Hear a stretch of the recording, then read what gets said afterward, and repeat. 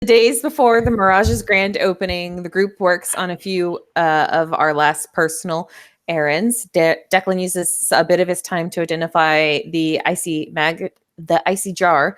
He just discovers that it's not a magic item, but it does appear to be magical, and consults with Bryn and gets like the same results. He tries to make a few connections at the halls, but ultimately seeks out Illuri to help him obtain an enchantment for his mask via Thela's spell pot or magic pot. At the same time, Akud retrieves his wyverns from Illuri, and Declan is given a spell from Illuri's book. I got them from Siggy, but no biggie, I think. No, Illuri had them. I thought she was the mage, right? Yeah, Illuri's the mage. I thought Siggy was the one who... Alluri's the mage, Siggy is the... she's the big, warrior. broad Callan woman that I thought was looking after the wyverns. Was it? No, you gave the wyverns to Alluri. Okay. The skinny elven mage. Well, yeah, but she knows what she's doing more than... With magical creatures. Okay. Yeah. You definitely said Alluri when you were giving them. Oh, that's what I remember, too. Yeah. He gets his wyverns from Illuri. Declan is given Nestle's magic aura, and Thela imbues it and his duster with a bit of shielding magic. Abrashmina does a bit of painting in the Mirage, paints her and Makud's rooms, and goes to the library and does some research on Ramiel of the White Cliffs. She finds a brief story about him, and Bryn keeps herself busy with preparations for the bar. And during the grand opening, we managed to,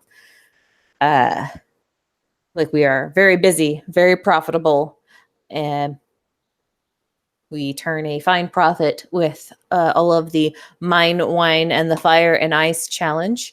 And during all of the festivities, Declan notices a man who seems to be casing the place and decides, after alerting Bryn, who then alerts the others, he follows the gentleman to the dock district and follows him into the warehouse where we first fought slavers, the preacher slavers, during the secret auction that was being held there. While he is keeping watch, another skinny, nervous-looking man comes into the warehouse and almost immediately leaves, and Declan decides to follow him back to his home, and which is right on the edge of the docks. He sneaks inside where the man is asleep and tries to question him, but the man is clearly more terrified of whoever was in the warehouse and refuses to give anything up to Declan in regards to them.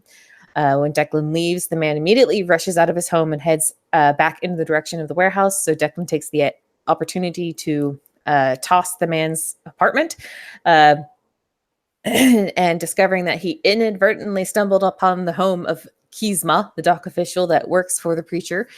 He finds evidence that the man is a faithful member of the cult in the form of a dagger with the flayed man. He also finds a scroll that appears to be dressed from Kolo that says, "We will be returning sooner than expected and be ready for us." After a few more hours of drinking and listening to patrons sing and telling fortunes, the others are closed down the Mirage. Bryn takes some company back up to her room.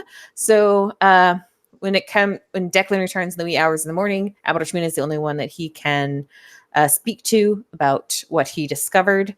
And Declan keeps guard and watch over all of us while we sleep, because he is afraid that he may have inadvertently brought danger down upon us by his actions. Nothing happens over the course of the evening. In the morning, we get up and discuss the plans and the things that Declan learned. And we decide to stake out Kizma's apartment, home, hovel, whatever you want to call it, and wait to see if Kizma will, or not Kizma, if Kolo will return, or just to see if we can find anything else about Kizma. And then Declan goes to sleep. Abrashmina goes and rescues Dune from the desert and learns what he has learned. And then we head to the docks. Abrashmina gets accosted by a shawl named Shadmir Bouillon, and there's a bit of a scuffle, but we manage to get ourselves out of any immediate danger, but it seems that's not done with either. And then we go to stake out Kisma's place, and after several hours of us planning, we a ship pulls into dock in the wee hours of the morning. On its prow is screaming mermaid, intricately carved with wild hair, and that is bound in chains and covered in wounds. And we can only assume that it is the chain forger. That was very good. One thing that was missed is the arrival of your help from the Six Eyes as well. Yes. Sorry, that was me getting in No a worries. bit of a rush. Yes, a man named Terran Elhaim, a Lamentin heiress from Aristan, Yep. says that Sherrat sent him. So, in the 9 hours or so beforehand, he probably arrives after, I think, 4 or 5. You can plan, talk to him, whatever you would like to do.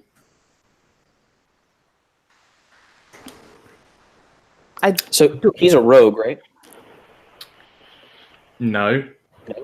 Can we insight check to see what his where his specialties may lie? Like, You Was the may. guy with the big sword from whatever. Yeah. Oh, He's got a very big sword. so he's a fighter type. I will give you a description of him again if you'd like. He looks to be in his early to mid 30s, well muscled, but not so jacked that he doesn't look like he'd be fast. He's got very bright bluish green eyes, and is sort of dressed in like nondescript armor, light leather armor. And he carries a very long sword with a turquoise gem set in the hilt. Okay.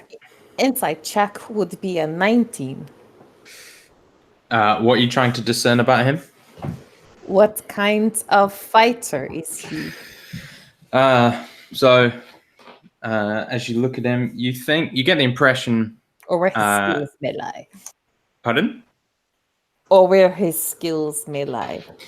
So you get the impression that he knows how to use the sword on his back.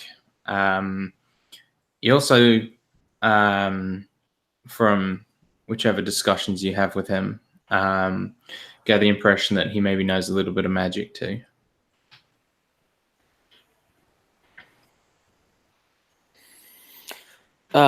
Terran, Yes? you've signed on to join our little adventure here. Do you have any ideas about how we might go about achieving our goal? Well, our goal being what exactly? Our goal is to, Declan makes some finger quotes, to rescue Kolo if possible. We would like to be able to turn him against the preacher if we could, knowing what we know, that the preacher intends to, well, do some harm to Kolo. Well, he nods, kind of scratches his chin. I mean, that ship is going to be full of people, regardless of how cordial we wish to be. So I would suggest going in quick and quiet. To the ship or the fort? By fort, do you mean warehouse? Yes. Okay. Well, a ship is harder to break into, but they're cut off. They can't really escape or get back up. But there'll be there's more guaranteed enemies on the ship.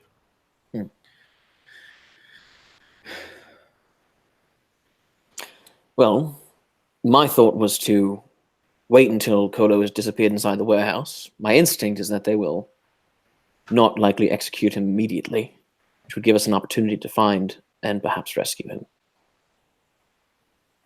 That's a fair assumption. Though, surely if you're trying to get him on his own, it would be better to try and take him while he's traveling between the two. Of course, but if he has no reason to believe that the preacher is now his enemy, he has no reason to believe that he should work with us. That's a fair point. Anyone else have any thoughts? I think, taking him at the warehouse would definitely, allow us to show that he's in danger. But I think the safer bet is to take him while he's traveling.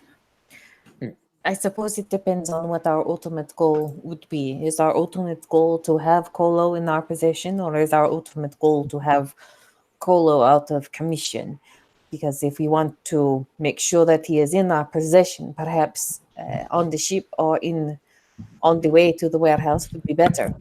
There is no guarantee that we would be able to save Kolo if we let him out of sight. Rob, do we know what parts of Kolo's job or what things he's done in the city might violate the legal code here? Like what grounds we would have to, put him under a citizen's arrest? Piracy, number one.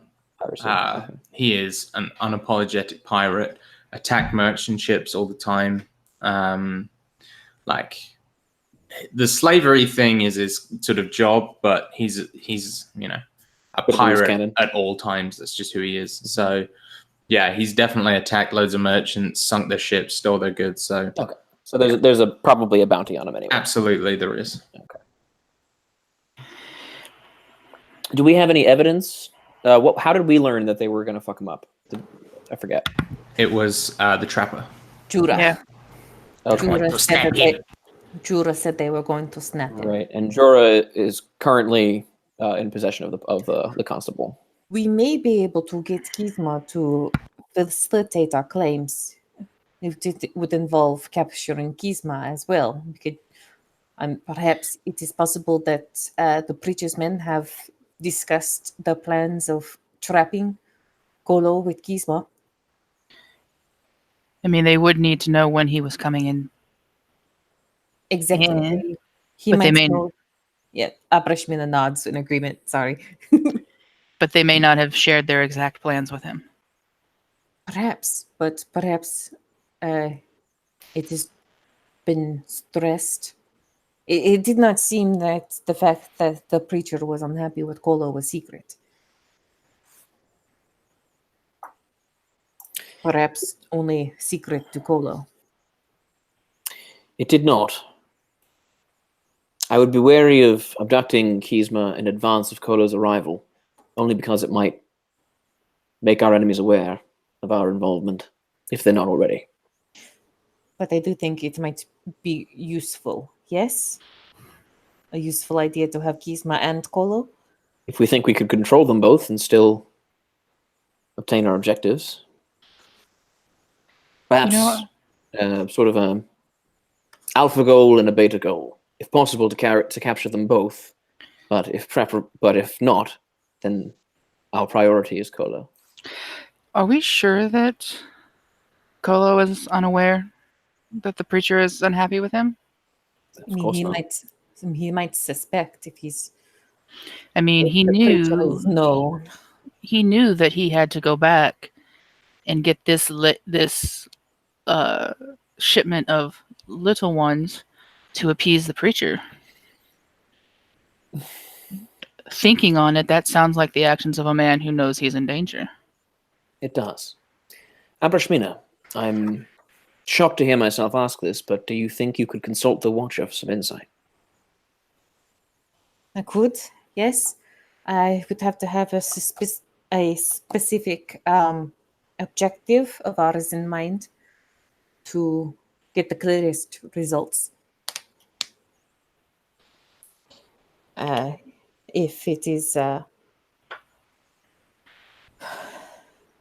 only worry is that the things we are about to do are going to be dangerous no matter what. So the results, she kind of like shrugs her shoulders. We'll take whatever we can get from the divine sphere. I'll be right back. I have to run to use the bathroom. Okay.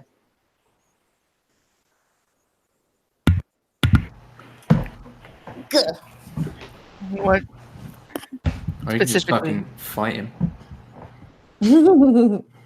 I mean, we are probably going to have to fight him, old magnanimous. That's a word I can't say in that, but Magnanimous. the magnanimous. That was a hard word for this accent. Magnan. What is it you lemon say? Magnanimous. Magnanimous.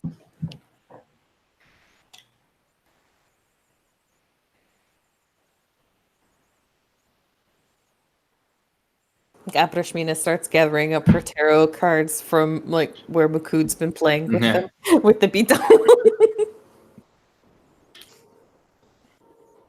It's got like the warrior card and the devil card, and he's like bashing them together. And fight. Oh look, I made them. He's just like slotting them into the beetle carapace and they're riding around on the beetle.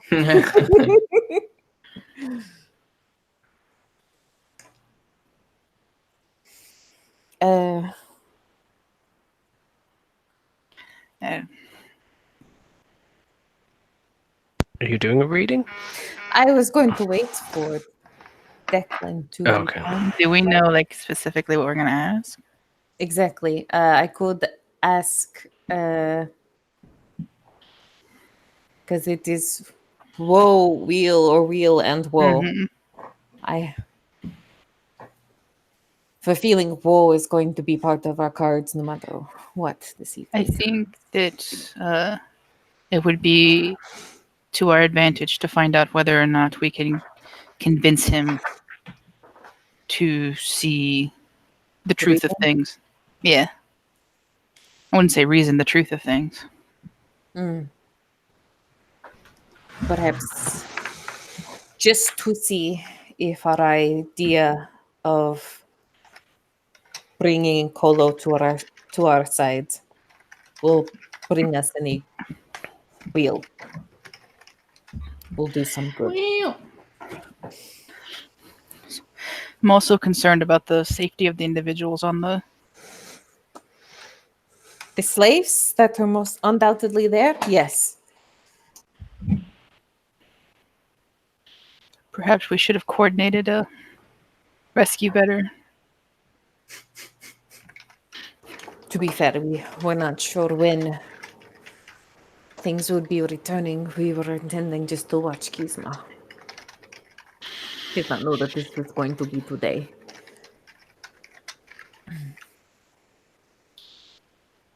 Funny how things work out. Indeed, and Abarashmina will, start shuffling the cards and clear like a space in like the tiny little area that they're in, and start casting augury as a ritual. And what is your question?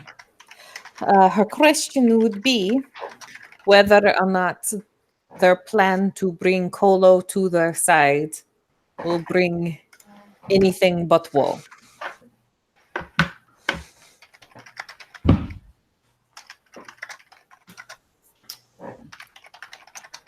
You, Cosmic shrug. yeah. Yeah.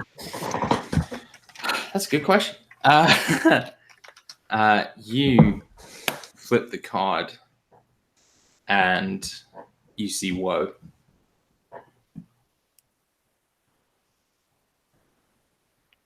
Woe for the attempt to, The question you asked. yes.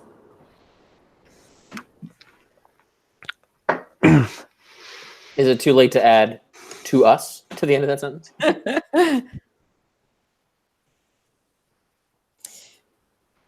So the question asked was, Will bringing Kolo to our side bring anything but woe?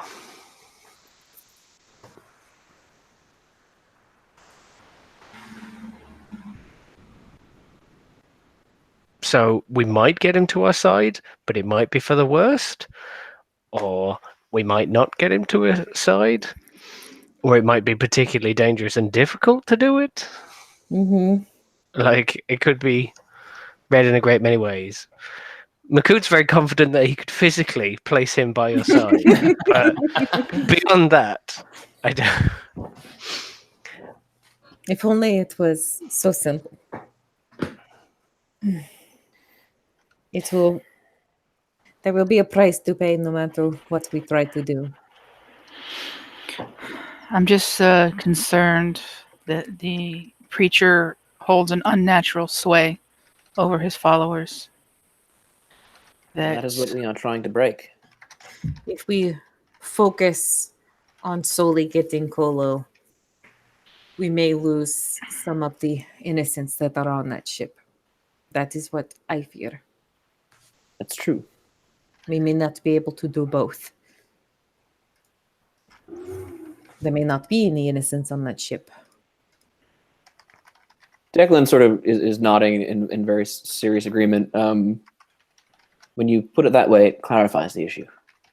Perhaps then our first priority should be the rescuing of the men and women aboard, assuming there are slaves aboard. If I understand correctly, you believe Dune has ascertained the location of the preacher's sanctuary. Yes, when I spoke to him this morning, he said that he found an oasis, a cave near an oasis that had statues in it that seemed very similar to what the Bell Witch described to us. He said he saw an encampment, but he did not approach. He did not seem to think he had found the preacher, but from what we know, it seems as though he has. Well, if that's the case, then it makes Kolo of secondary importance.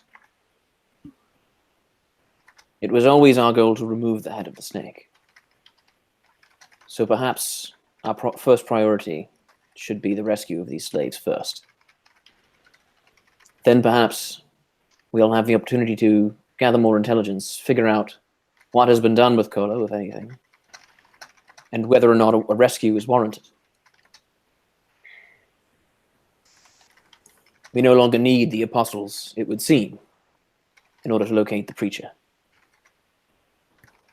Of course, that assumption could prove wrong, but I do think that if we manage to find the preacher and his oracle, we should not discount the dangers that Kolo and the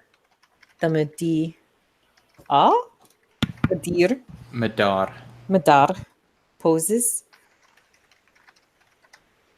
People as dangerous and as influential and believers like this, sometimes the head of the snake cutting off the head may bring more heads. Is that the thing? That feels like a thing. You refer to a hydra? Perhaps. It is right possible. Now, the preacher keeps them all in control. Without him, there's no way of knowing how this group may splinter. It's very true. I'm just saying we do not ignore. Of course.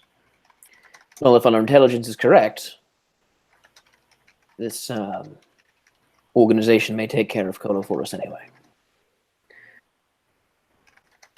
But I still advocate that our priority should be the rescue of the slaves. Does anyone concur?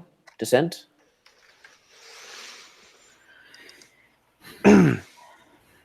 Makut stretches, possibly touching either side of each wall as he does so. Whatever gets me out of this tiny box, I will get others out of tiny box.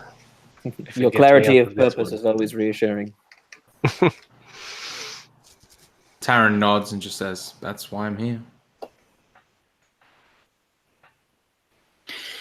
Who knows? If we're lucky, we may be able to accomplish both goals, but I think the innocents should be our priority. Kolo is secondary. He has made his choices. Then If we he are is- agreed. If he is meant to have the opportunity, Eastus will see that his fate brings it. Well said.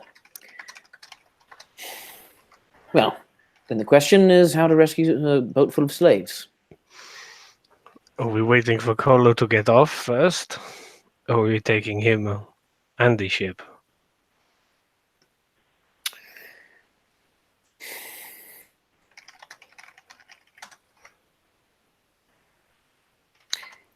I would imagine the first people off the boat would be Kolo and his command crew. Then whatever other crew remain on deck would likely be responsible for the unloading of the slaves. Slaves, I imagine, would also be going to the warehouse. We could do as we have done before and attempt to infiltrate the warehouse after the fact to spring the slaves. However, I think we would need backup. From what you told us, it did not seem like that would be a viable option with the increased security. I think our best bet to save these people would be to get them free before they are taken to the warehouse. I agree. If Kolo and his men leave ship and leave behind a crew, if the slavers are not expecting Kolo immediately, there will not be additional forces. There will be a brief window before men from warehouse come to the docks to help Kolo's men with slaves. I think that is our opportunity. I'm sorry, after they deboard, before they get to the warehouse. Basically, she is saying, sorry for the accent, she is saying that if they are not 100% prepared and have people waiting at the docks for Kolo to pull up, there will be a brief time before there's backup from the warehouse to get the slaves there. That might be the best. Sure. It is a chance. There's a chance that there at some point it'll just be the ship people that we have to deal with, not ship plus warehouse. Do we think we could give this information to the City Watch? If one of their bounties has a known time and place where they will be, we could help them facilitate an arrest.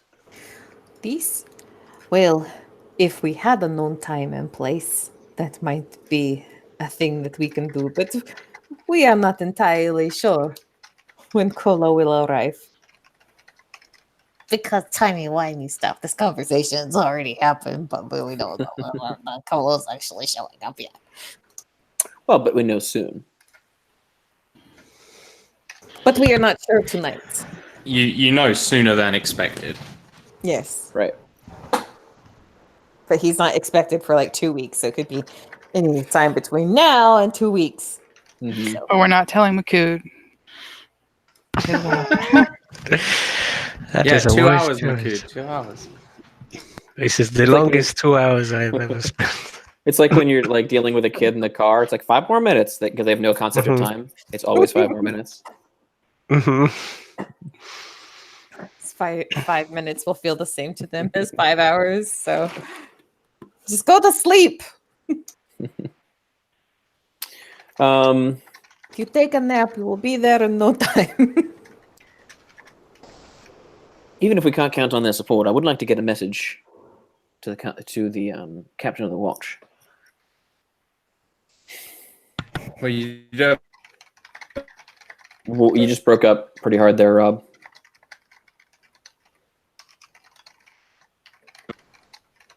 Nope. Cannot hear you. Meeting set up with him. We Sorry, didn't get, Roboted like, any of crazy that. hard. Yeah. I was. got Can meeting. you hear me now? Yeah. A little Yes. better? Yeah. Yeah, you've got a meeting set up with him. But that's tomorrow. Yeah, no, I'm just trying to think if there's a way I can get notice to him before the meeting. Like, hey, this is what's going on. This guy's going to be here sometime soon. We're on a stakeout. Like that kind of thing. Not sure that we could count him as an ally just yet. From what you told us, that Sharat said he may not like getting missives in the middle of the night. Sorry. Can you hear me now? Yes. Yeah. You have a meeting set up with him. Mm-hmm. Just to remind you, it's, I think we said the day after today. Mm-hmm. Or today, if it is already past midnight. True. No, 'Cause we talked about sparing him during the day for his meeting. Yeah. all right. Well, Corinne raised a fair point that he may not even want to be involved. So, We have not made that connection firmly yet. well, suppose we try to take him off the boat. Oh, But we are going to let Kolo Yeah. leave, we are going to let Kolo leave. and we are going to rescue slaves and then go after Kolo and Warehouse. If we can. Potentially. Potential. I think our goal, once we've secured the release of the slaves, is to find whatever information we can about Kolo's fate. He may well have been killed before we can get to him, but if we discover that he is in holding, we may be able to stage a rescue. Perhaps. Oh, go ahead. I don't think a second failure of this magnitude will leave us much time to rescue him. Perhaps not. At least not in one piece. It is entirely possible that the ship will be empty of slaves and we can go after him immediately. And it is also entirely possible that even if they kill him, if we manage to secure his body to keep them from disposing of it in some way, we might be able to still gain answers from his spirit. If we are clever in how we question him.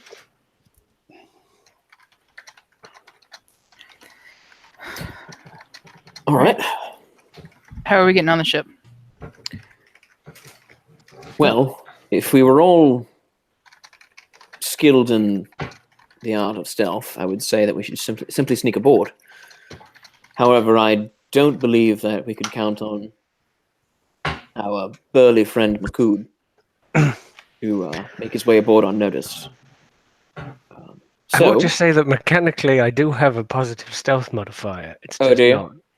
Because I'm a barbarian and I don't have any armor on, and Right. I have a high dex. So Right. it is positive. It's not high, and it's not expertise high, but like Right. it's not impossible for him to be oddly quiet. It just, a little help might go a long way. Abrashmina have a +3. I have a +3. Oh, Abrashmina and Makuto similarly stealthy. But you could also guidance one of us. Just one. Yeah, I don't know why this voice hasn't left yet. I'm not sure either. Makud, Could I do something to give, like, if someone gets guidance, could I do something to, like, help and give someone advantage on their stealth check? Yeah, but it would be at the cost of you taking it at disadvantage because you're not focusing on your stealth. Right. Is there anything that we could do to camouflage ourselves better to help give us a better modifier? Or I could just make him invisible. Or Brynhild can make Makud invisible? that has happened before. And we have lost the Rob once again. Oh no. Does Terran say Terran seems to have it? What sort of magic do you have, Terran? And let me lower my voice back down into the Abrashmino register. Sorry. Terran, you seem as though you have a bit of magical ability. Yes, though not much that'll help us sneak, to be honest. I can, What can you do? do a little bit of damage, fix things, heal myself. Not heal himself. What am I talking about? Fix things, fear, slow, that sort of thing.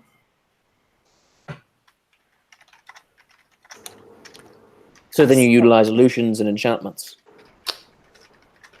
Utilize a little bit of everything, I suppose. Slow is a very useful spell, is it not? It is. That's why I learned it.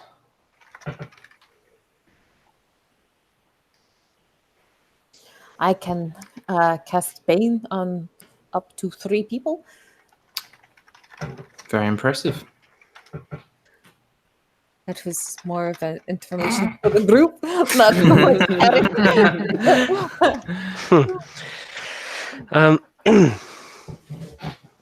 Also bless. So, if we let Kolo go and we hit the ship, he may get dead.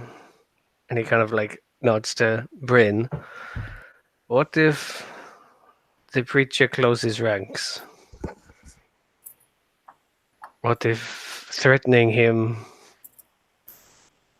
means he doesn't snap Kolo and he becomes a problem later? Is it better not to have a problem now? You are saying that you think that it is possible the preacher will put off snapping Kolo until us are dealt with? Our problem? The problem we pose? There is some way of saying, well, that's... He scratches his head a bit as he. I mean, even if he is annoyed at Kolo, if he doesn't care for him, why not send him against us? If we have made ourselves a threat. But you think perhaps that might be 2 birds, 1 stone.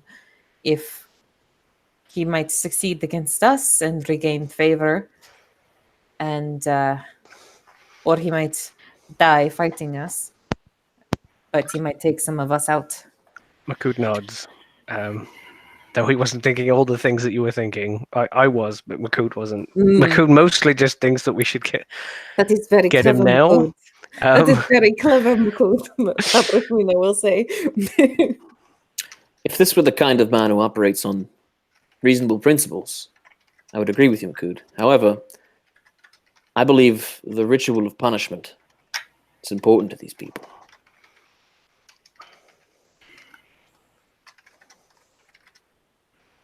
But in that regards, Declan, if the ritual of punishment means that Kolo must atone, what better way to atone than being sent after the enemies of your leader?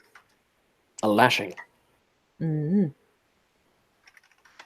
But you could be right. It's just an instinct. It is not a scenario that we should exclude, but in the what is I mean to say, in the face of not making a decision, perhaps we should just... We will rescue slaves.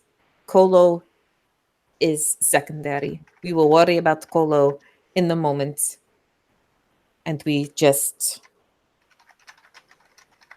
save the slaves. That should be what is on our minds, yes? Agreed.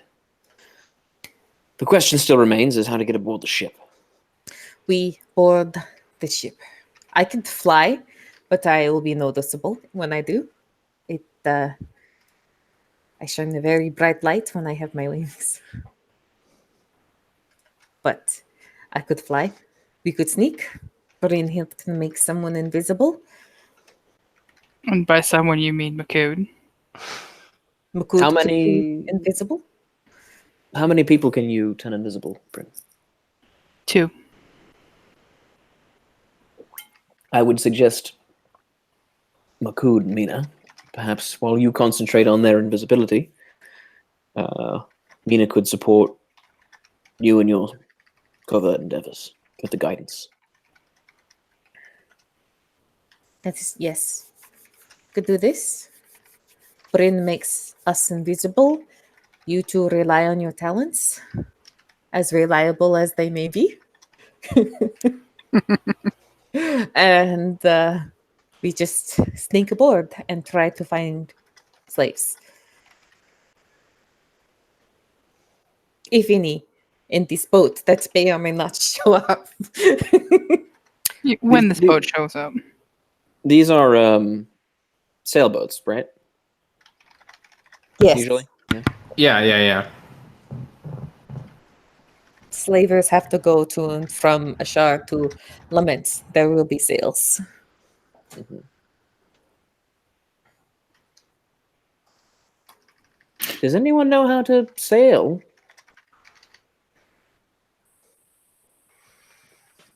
The person that sailed the boat we were on yesterday, the day before, We were whenever we Last crossed week? the oasis, Last week? It was sometime this week. he can sail. I have never had the opportunity to know. afraid neither have I.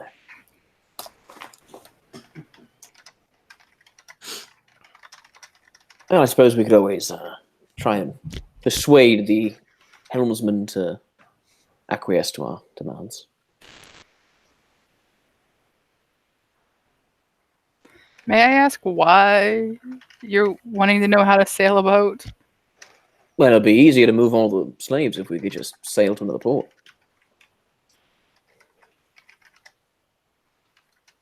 It's a lot of moving pieces. Can't we just get them off of the boat? We'll certainly try.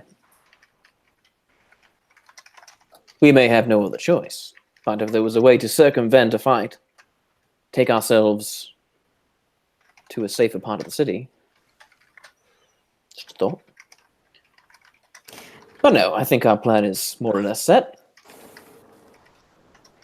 We are going to let Colo leave for the warehouse, and then under the cover of whatever, we are going to board it. That's the plan. We'll have to primarily observe once they arrive. We should take time to take an appraisal of the situation. We can assume that they will be moving the slaves relatively quickly to the warehouse because they will not want to do this in daylight. We do not want to take too much time, though. The longer that we wait after Colo leaves, the more likely that reinforcements may come from the warehouse, and there is not far for them to travel. This is true. I think we'll have to make a game time decision. Yay, game time decisions! Let's do it! So is that all the discussion think so. that you guys had wanted to do? Can we get word back to the Six Eyes real quick just to be ready with, like, this is what we're planning? If we don't want to leave, it'll have to be like a sending or something. Oh, yes, I do have sending. I could send a message to Sharat. If Colo arrives, I will send a message to Sharat. Okay. Or I can send one now. But I could send a message to Sharat. Because we told him that we were going to be here staking the place out, and he sent Taran. Okay, as long as we know that we can get someone here if we need to, and we have the Six Eyes basically on standby, ready to evac the slaves. I mean, Could we assume that is what is going on? Because he sent some backup that he could spare for now, but it wasn't like, urgent. Oh my God, they're coming in tonight. But if we send a message saying, "Hey, shit's going down. There are slaves to save. Send help." Would he Taran come? nods. Okay. yeah. You just I don't. asked I don't imagine you do Yeah. a very good job at being Six Eyes if you're not flexible, Yeah. or adaptable. okay. So Yeah, There Taran are- will say, they are ready. There is a holding cell prepared in case of prisoners. And, there's a good 3 or 4 they can send at any time, and maybe more if given a little bit of warning. All right. If we see Colo ship, Ambarashmina will send warning. So whenever we jump in media res back to the cliffhanger, Ambarashmina will be sending that message. Okay, and so let's do that, unless anyone has anything else they'd like to do beforehand. There's one or two ways that I see this going wrong, but McCood wouldn't, and I'm interested to see how it goes. Wonderful. So, Thank you, Dan. Avrashmina, Hmm? Yes. what's the message you send? The sending new message. It's so hard not to go into a jester voice right now. What you doing? Hi, Shara. it's that blue girl. This is Abrashmina. How are you? I am great. Kolo is here on the Chain Forger, and he may or may not have slaves. No. She will say that Chain Forger has docked.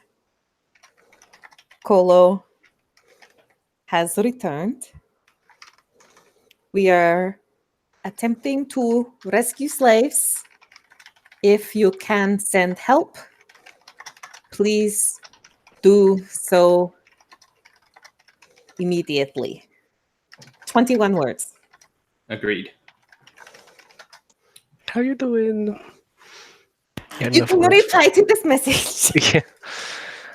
Yeah. Sharat responds with, "I can send word if you. I can send help if you need it. Maya and Tal are ready to go, but I'll need some time to get more than that." Maya and Thal are incoming. He will and is organizing more. Abrashmina will say to the others. So the ship is before us. So the ship's before you, gigantic. Like it looks like it could eat all the other ships. Mm-hmm. Like triple masted. This huge, like relief of this tortured mermaid. It looks like the crew's quarters take up like 3 or 4 floors. And there's like various lights on in windows. And it's kind of the middle of the night when it comes in. Declan's gonna pop his mask down and pop his collar up, button up his overcoat. Just remember, try not to leave the streets a bloody mess. And then I'll begin stealthing out the door. As he goes out the door, I'm just going to like turn to Bryn and goes, "But we can leave the ship a bloody mess." That's what I heard. He's looking for permission. Good, he's got it. That's fine. So the plan is to wait for Kolo to leave. Yes. Yeah. So you I sneak want out to get before you've closer to seen the him ship leave. just so I can Okay. hear and observe things if possible. We are Yeah. waiting. Make me a stealth check then. Yes, we are waiting. We are waiting. I'm Okay. waiting until we see Kolo. I am waiting to be invisible. Stealth check is a 20. A Oh wait, no, 20. sorry. Oh, dang. Hindsight. Sorry, I got the wrong character pulled up here. Oh, that's better than that. That's a 22. Okay. So you sneak up under the cover of darkness, very easy. You're hiding behind some like crates on the docks, and you see 2 big burly sailors. One of them's shirtless, and the other one's got like this kind of ragged, like striped shirt on. Mm-hmm. And they're like heave down a massive gangplank, run down it, kind of tie off the ship, Mm-hmm. and then put up like a barrel and 2 stools, and just sit by the barrel, like sipping a drink and playing dice, but neither of them are really paying attention. Both look very tired, but just sitting, keeping watch. I'm gonna do my best to listen in on their conversation, read their lips if I can. Yeah. So you just see them sort of like talking about the game, talking about other stuff, and then one of them sort of turns to the other and says, "So you think the captain's fucked?" The other one kind of like gives like a surreptitious look back at the ship before replying. Well, he's already made too many mistakes. I think we may have a new captain before tomorrow is done. Burin? I think so. And then they kind of shrug and go back to their game. that Turin? Turrin. Boorin. BOR. Boorin. So could I logically make the assumption that if the crew of this ship is gossiping about something that's about to happen, the captain probably knows? You can make that assumption. Can I roll an intelligence check to validate my assumption? I mean, yeah, sure. Like, you know, it depends how much experience he's had on boats and that sort of thing. Yeah, go for it. That's a 16 on the die. Just straight intelligence would make that an 18. So you reckon the captain, you know, you're stuck in a very small space at sea with a lot of people. Like, you're going to hear what they're saying, though. The fact that he was kind of looking around nervously, you maybe think He's ready for an ambush or something. well, no, you maybe think like he doesn't want to be overheard. Hmm. You know, maybe the captain discussing this sort of thing like isn't you're not supposed to. Right. Okay. I'm going to sit and wait. Okay. An hour goes by.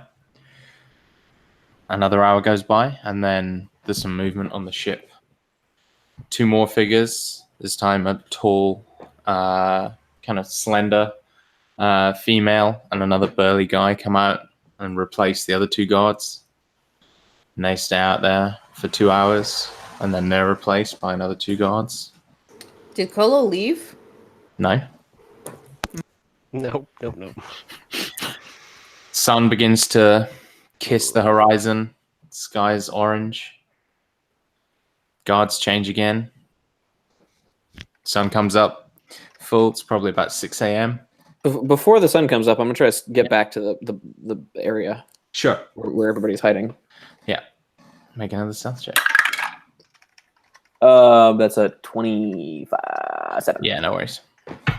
I'm going to get back inside and be like, something's wrong. They should have come out by now.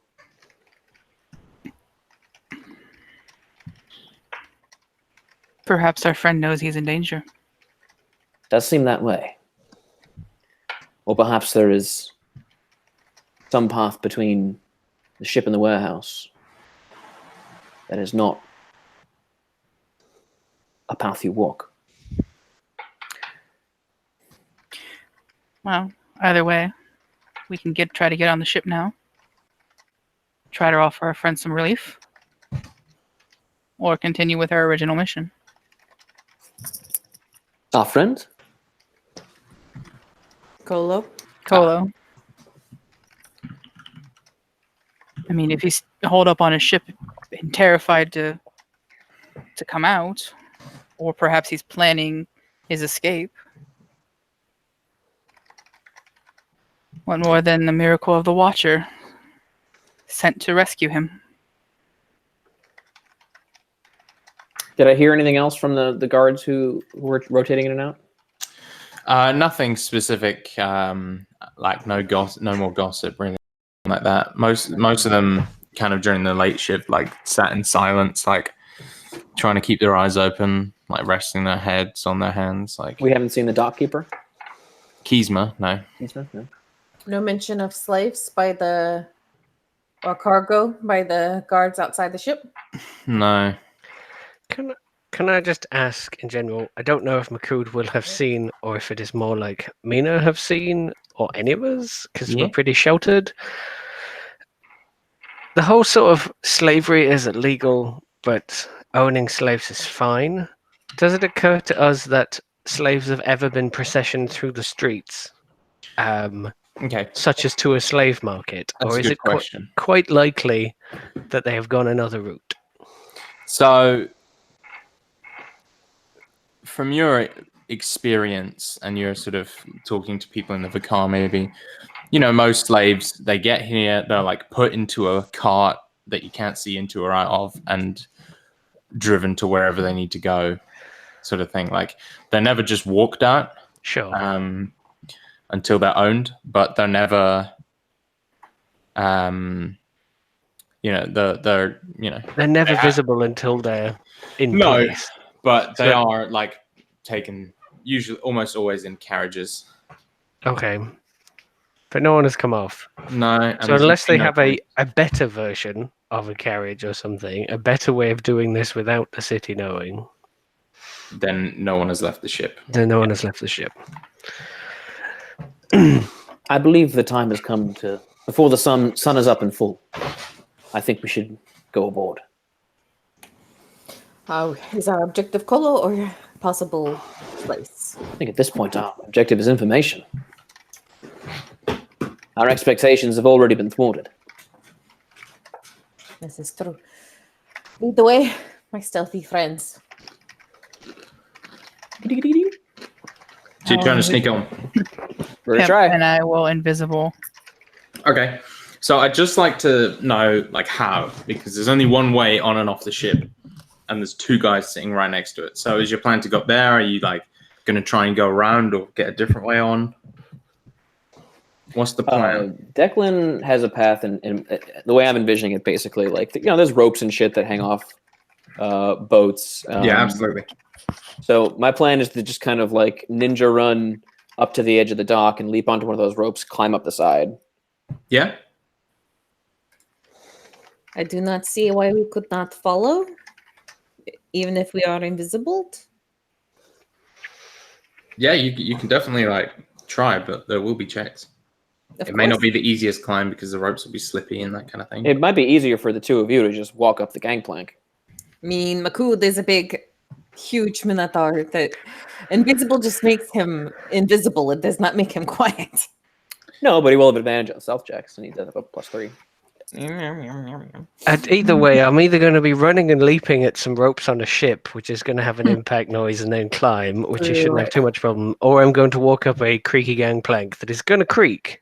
But Well, I mean, it we probably could creak with me walking up it. Like, it's Oh, a creaky totally. piece of wood, so We should. What I think. I mean, we're gonna have to get into combat. There's no staying invisible, unnoticed on this thing forever.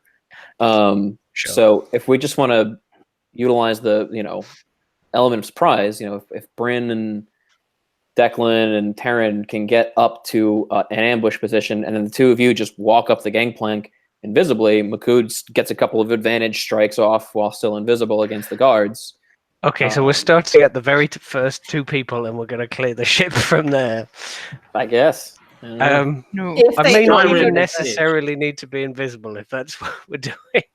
I could just try clear the gap.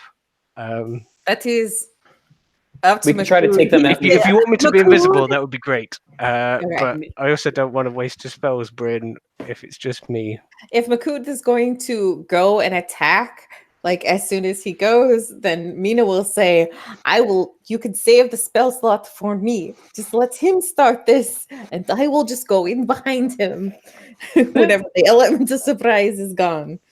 But lets him have his big moment of surprise, I guess. I'm more than happy to be invisible and try get aboard the ship, and we try navigate to Colo and not kill anybody. But if you want me to, if it's going to be too difficult for Bryn and Taryn to get past these first two people, and we're not doing it diplomatically, then I'm more than happy to smash face. I have a plan. Okay. And a necklace of fireballs. Fuck! Remember, there are slaves aboard. Maybe. Yeah, what about the possible slaves? I'll tell you what, Bryn. If there's no slaves aboard, feel free to burn this ship down with your necklace. How All far right. is it from roughly the nearest hiding position, or like our hiding position, to the gangplank and the guards? I mean, the thing about that is, like, docks, there's definitely places to hide, but it would be, see how close you can get kind of thing. Sure. How far is the total distance, roughly, in your mind? So the total distance is going to be close to like 200 feet. Okay, from where I would be initially visible. And That would be from coming out of the house, like onto Sure. the dock, Yeah. or out of the street onto the dock. But there's like there's boxes and things, so you could definitely hide, and like your stealth check will determine how close you can get before Sure. you have to just roar.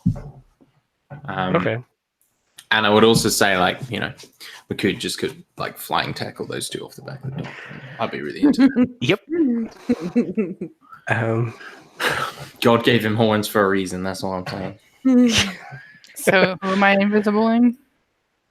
If you want to make the clearing the distance really easy for Makud, I could be invisible. Otherwise, I think I'm going to be spotted like a round Yeah, or so exactly. out. Yeah, we want to get as close as possible before there's like a Yeah, I bunch can. It's, the invisible is fine. I can. Cool. I think you should probably do both of them, or either, or like Makud and yourself or something. I don't know. I'm going to do both of them. Okay, yeah. Abrashmina is going to dig. Okay, Taryn is also gonna dig. Dig a tunnel, dig a tunnel. I mean, we've had 6 hours. Makud could have dug you a tunnel if you wanted a tunnel.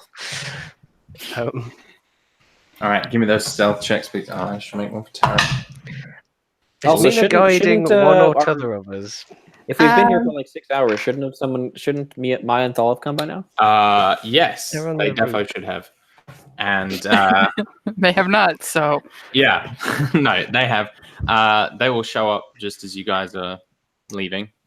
Maya looks like she's just woken up and her hair is like everywhere. I'll just give him I'll give him a couple of very clear hand signs, like, you two follow, like take point, whatever. You're I taking point, you say. I will guidance Makud. Lay a hand on his shoulder, lay a hand on his shoulder, Okay. and cast guidance. I'm not sure I needed that, but thank you. Having rolled the dice. Oh boy, it is almost as good as it could be. Abrashmina was always going to do it for you. She is going she to. hates Bryn. Oh, I suppose I could have done Bryn. So Yeah. Fine, I got this. Don't worry. They're a little biased against lamenters, I think. I think so. That and I've been kind of racist lately. it's a 19 xenophobic. On the dice or total? Total, that is a 19. I rolled 19 on the dice. Plus 4 for your guidance, plus 3 for my thing, so I'm on 26. Nice. They're never going to see this coming. Okay, Nope. Makud, with a 26, you can get within punching distance. Excellent. You see, an 18, by the way.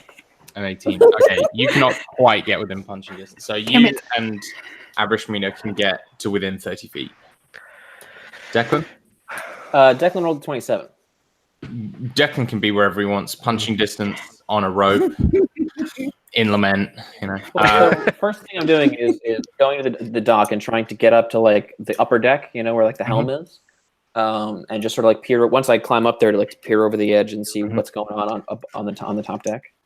Okay. The top deck is currently completely empty.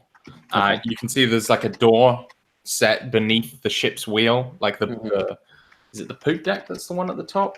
I don't know enough. Wherever Declan is the poop deck. The top deck with the ship's wheel on it is there, and then below that there's a door to the inner ship, and there's also like a trapdoor in the middle. Okay. You see, Yeah. Let Makud smush. there's 3 other I'm kidding. characters who've made stealth checks, but if you want to just interact, that's fine, Are you going to do myself, Taryn? I was, but apparently it doesn't fucking matter. So, I was joking. Oh my god. Taryn will draw his sword, and you see him like kind of scampering off. He rolled a 17, so he is right in with Abrashmina and Bryn, maybe across the road. But he's holding his sword in a quite a strange way.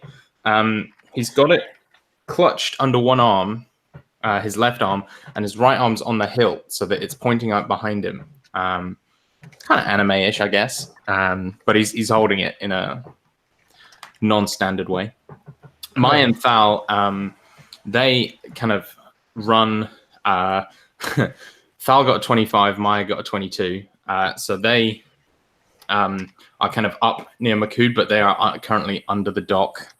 They kind of like slunk down, so they can pop up and assist if required. But not for the main event. I'd like to move into position so that when Makud makes his first attack against one of the guards, that I can go for the other guard. Okay, sure. Well, that's back on the dock.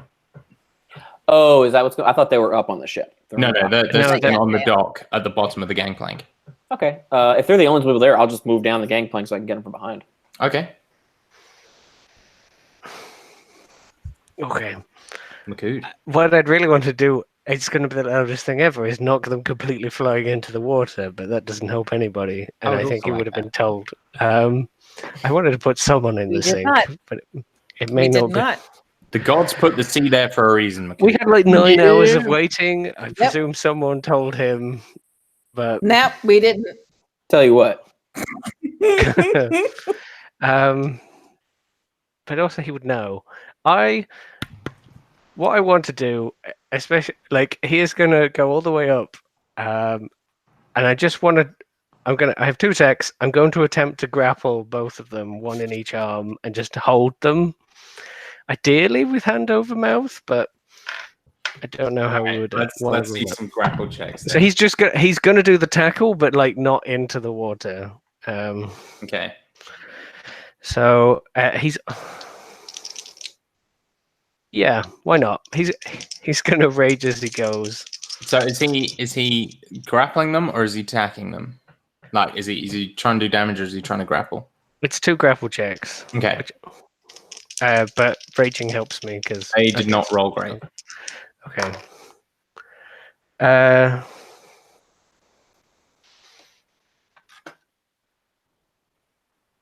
Okay. Okay, advantage helped there. One of them is 19 and one of them is 22. Okay. They rolled a 14 and a 10. And because you beat them both by more than 5, like clear, you can have hands over mouths. Sweet. I basically want Makood invisible, run all the way up, and just in one sort of swift movement, both of his huge hands come up and grab them basically like around the head and just pick them up.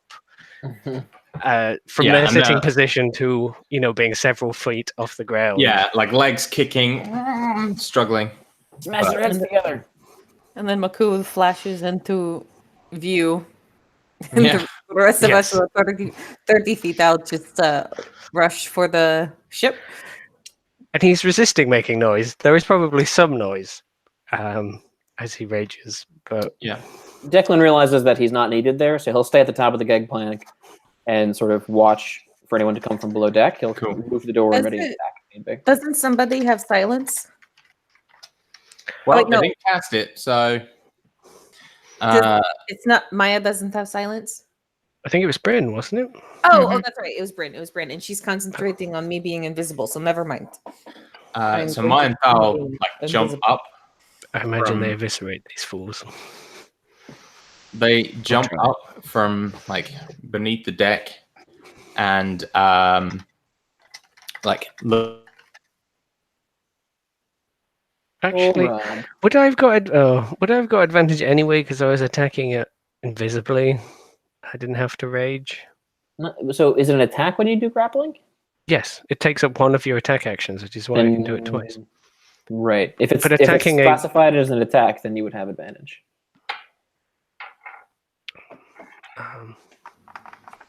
Yeah, but they say that they're grapple checks, not attack rolls when you're talking about grapples. So But I don't know. Being grappled by an invisible foe, although I become uninvisible when I do it. It's a bit of a tricky situation, but yeah, it's one of those gray areas. It doesn't matter because either way you would have advantage. I think I've got enough rages to manage anyway. But Did Rob robot out or disconnect? Yeah. Sorry, I my internet is just a tragedy at this point. I don't know why. Yeah. So Maya and Thal will like jump up and ask Makood if they're allowed to kill. He's not the one who makes these decisions. That's why they're asking Makood. He's like holding 2 people. I don't think you'd answer them within 6 seconds. He's like holding them and like, huh? Oh. They just look at each other and shrug and gut the 2 guys. I think he like relaxes and lowers them down a bit while still holding onto their heads, like trying to give it a think, and then they'll gut him again. Yeah, got them. they just got him. Yeah. He kind of okay. like drops them and just kind of looks at them. So, this whole experience has been pretty silent, and you see that no one's stirring on the ship as of yet. You stay silent for a few seconds, like listening for the signs of movement, but it doesn't sound like anyone's up. Abarashmina is going to, because she's invisible, so she's just going to like stride forward, like no attempts at really being stealthy. And the ship looks empty. So like the first place you'd go would be like, I guess the captain's quarters, because that's Okay. like up above, right? I did not say the ship looked empty. It's The just top really deck quiet. was empty. Yeah, there's But, no one on the okay, deck. I am okay. Your semantics. It looks empty. Oh, I She's see. going to go and look for plate things. I see. I thought you meant you were like going in and being like, yeah, whatever, it's empty. No, okay. no. She's like the deck is empty. She's Yeah. going to Sorry. walk My to a apologies. door and open it up and look. Okay, so you open it up and there's stairs down into Mhm. this dark corridor. You see like there's doors on the left and right. But because you're at the top of steps, you can't really see down the corridor properly. Do I have a sense that Mina is moving by me? This is a You huge probably saw like the door. yeah, The you would door is see the open. door open. Right. I'll move up to where I presume she didn't say Mina. Allow me to go first. Are there any other doors like on the deck that lead down into the ship, or is this it? Because like how damn it.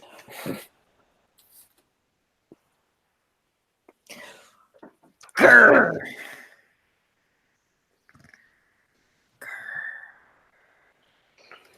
We won D&D while you were gone, Rob. No big deal.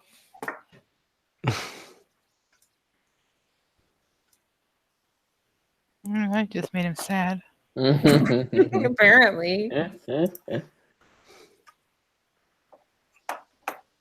This kind of stuff doesn't happen on Critical Role, Rob. That's all I'm saying. They my have God. many thousands of dollars of equipment to make sure that doesn't happen, I imagine. Mm-hmm. Hey, do you And guys remember the old Skype calls? Those were fun. Mhm. Do they not do the Skype calls anymore? They haven't had to Skype anyone in for quite a while. Or at least when they have, it's been very reliable. I think the last time they did it was the end of season or series 1, Yeah, I don't think they've done it all for this one. and the call did drop at a very important moment. Oh. But it wasn't as bad as it used to be. I remember Rob, we can't hear you if you're talking to us, man. Oh, there he goes. Oh man, I do not know what's going on with my internet. Like I was using my internet for the last 6 hours, nothing happens, and then as soon as I get in a hangout, it all goes weird and like starts dropping. I blame Brexit. The internet is leaving. Damn European servers. Yeah. Mina was asking if there was another door leading down into the ship, or is this one was it? This one is it. So Okay. it opens into like a set of stairs going a level down. Oh, McCood makes sure that he doesn't put blood on the streets, so he drops these people in the water. Awesome. Yes, doesn't want blood.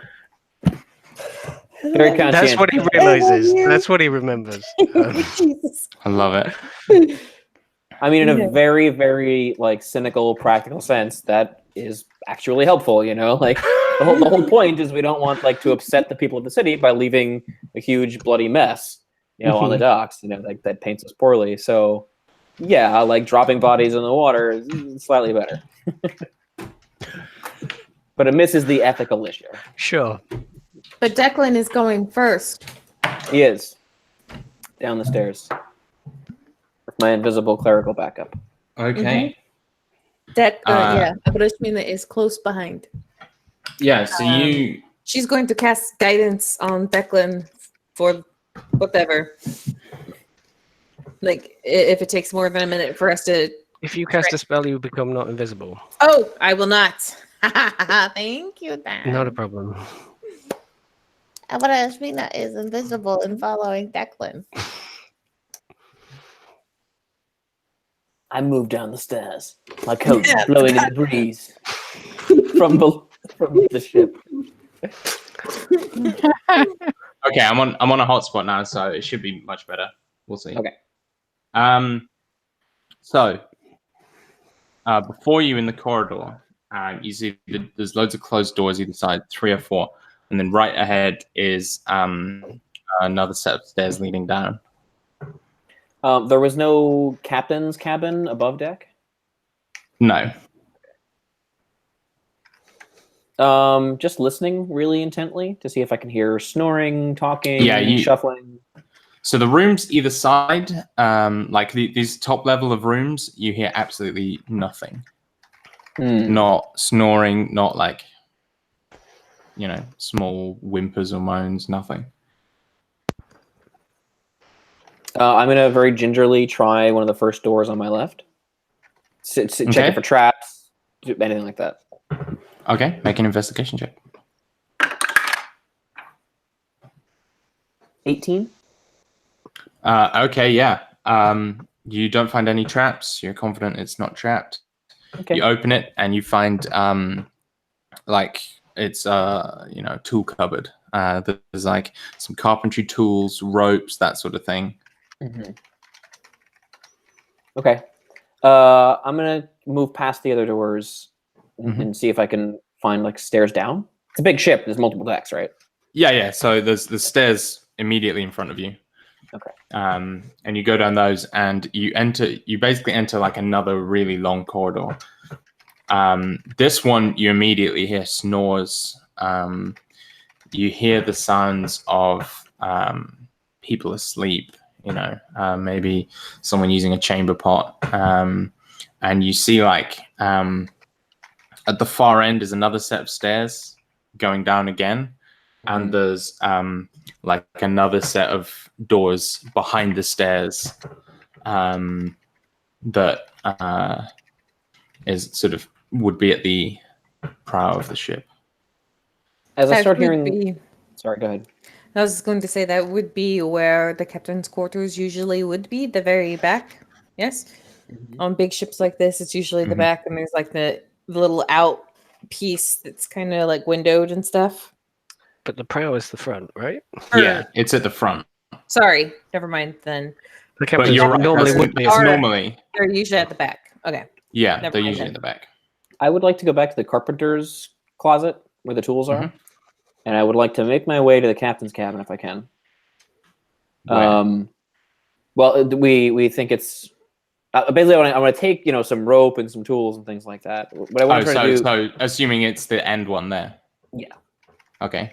And I'd like to first try to check that door once I get there for traps again. Okay. Or anything like that. Check the captain's quarters door. Yeah. Which is a 29. Not trapped. I'm just gonna open it and see if I can see inside. It is locked.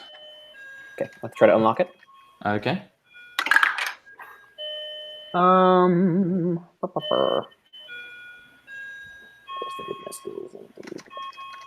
Is it like a big double door? No, it's just a normal door. Okay. It's a big Dumbledore. That's a 23. Okay. You hear the lock click open. Just gently peer inside. Okay. You look inside, and it's a dark room, pretty large. There's like a large table with like loads of maps in it right in front of you. And there's like another kind of smaller annex room off to the side, and you can hear the sounds of like a very deep kind of belly snore. You see like a telescope, a sextant, all that sort of thing, like on the desk. There's like some books and stuff like on shelves around the room. It's pretty decadent to be a normal crew member's quarters. So I would like to close the door that I just opened. Or actually, so there's a sectioned off room where someone's snoring. Yeah, but it's not a door. It's just sort of like a partition wall. You know what I mean? Like it's just a gap. I would like to close the door and Where use is- the two. Sorry, go ahead. Where's everyone else while you're closing doors and stuff? Good question. Me and Bryn have gone for croissants. Mhm. I guess making after I've like dumped the bodies, probably I imagine really gently. He's kind of like lowering them down into the water. I imagine at that point, you know, like Bryn and Taryn have like caught up, and I guess we navigate onto the deck. Yeah. And Yeah. then Sounds good. towards the door. And then, depending on where the others are, we're in that corridor where all the other doors are, and Makud is like gonna like look to Bryn for like what should we do? So they've moved on then, and it's just Makud and I standing. Well, that's They're you already guys. downstairs, Yeah, so like you we're guys. now topside, and there's multiple doors, and like Makud like wouldn't know whether to pass them or look in them. Are these do we hear snoring at these doors, or do we hear anything behind these doors? At the first set of door, there is no sound, and Taryn will like move past and begin slinking down the corridor, and Maya and Thal will follow him. I guess we go with our friends then. There'll be time enough for these doors later. And we move on down the hall. Trust me. I know, friend. Makud is just like glaring at the doors, like intently, like, give up your secrets, doors. He'll follow Bryn. All I'm not right. saying we're doing it particularly quickly. Oh, no. Yeah, that's fine. So I'm gonna use this opportunity to take another stealth check from everyone, considering Declan is going into rooms and everyone else is thinking through. It's a 17. It's not my best. Natural 20 Ooh, very nice. for 23. For being like upstairs, do I have any kind of modifiers for being further away from people? No, but No. Damn it. you have an Most of the easier big DC. asleep. Do you know what I mean? Like, Okay, right, Okay. sure. That's the same it's thing. not. Yeah, Yeah, Declan's forgotten where Abrashmina is with her. She's like a ghost. What Do did you want to your go roll? first, Jade? You see what had happened was my dice ate me. What did you get? I got an 8. I have a +5 modifier. You have a +5. Okay. I managed a 9 with a +3 modifier, which is why I was Jesus. asking. So real quick, can I just say what Declan was doing? Yeah, Okay, so he's taking I'll the be tools honest. that he has. Yes. yeah. Declan didn't pass either, so carry on. All right, well, Declan is trying to get the door to be stuck so that Kolo is trapped in there. Okay. So the first thing that happens is I just want to ask: is Abrashmina in the captain's quarters behind Declan? I said I was Abrashmina following. in the captain's quarters. I said I was That's- following. So yes, I don't think Declan's gone in. He's He's working come on the back door. out again because I came back He out opened and the I door. didn't lock it. Yeah. he opened the door, looked around, and then he turned back to the door to jam it shut. No, I'm trying to But be on he the wants to be outside. on the Yeah, outside. he's not. He hasn't gone in the room.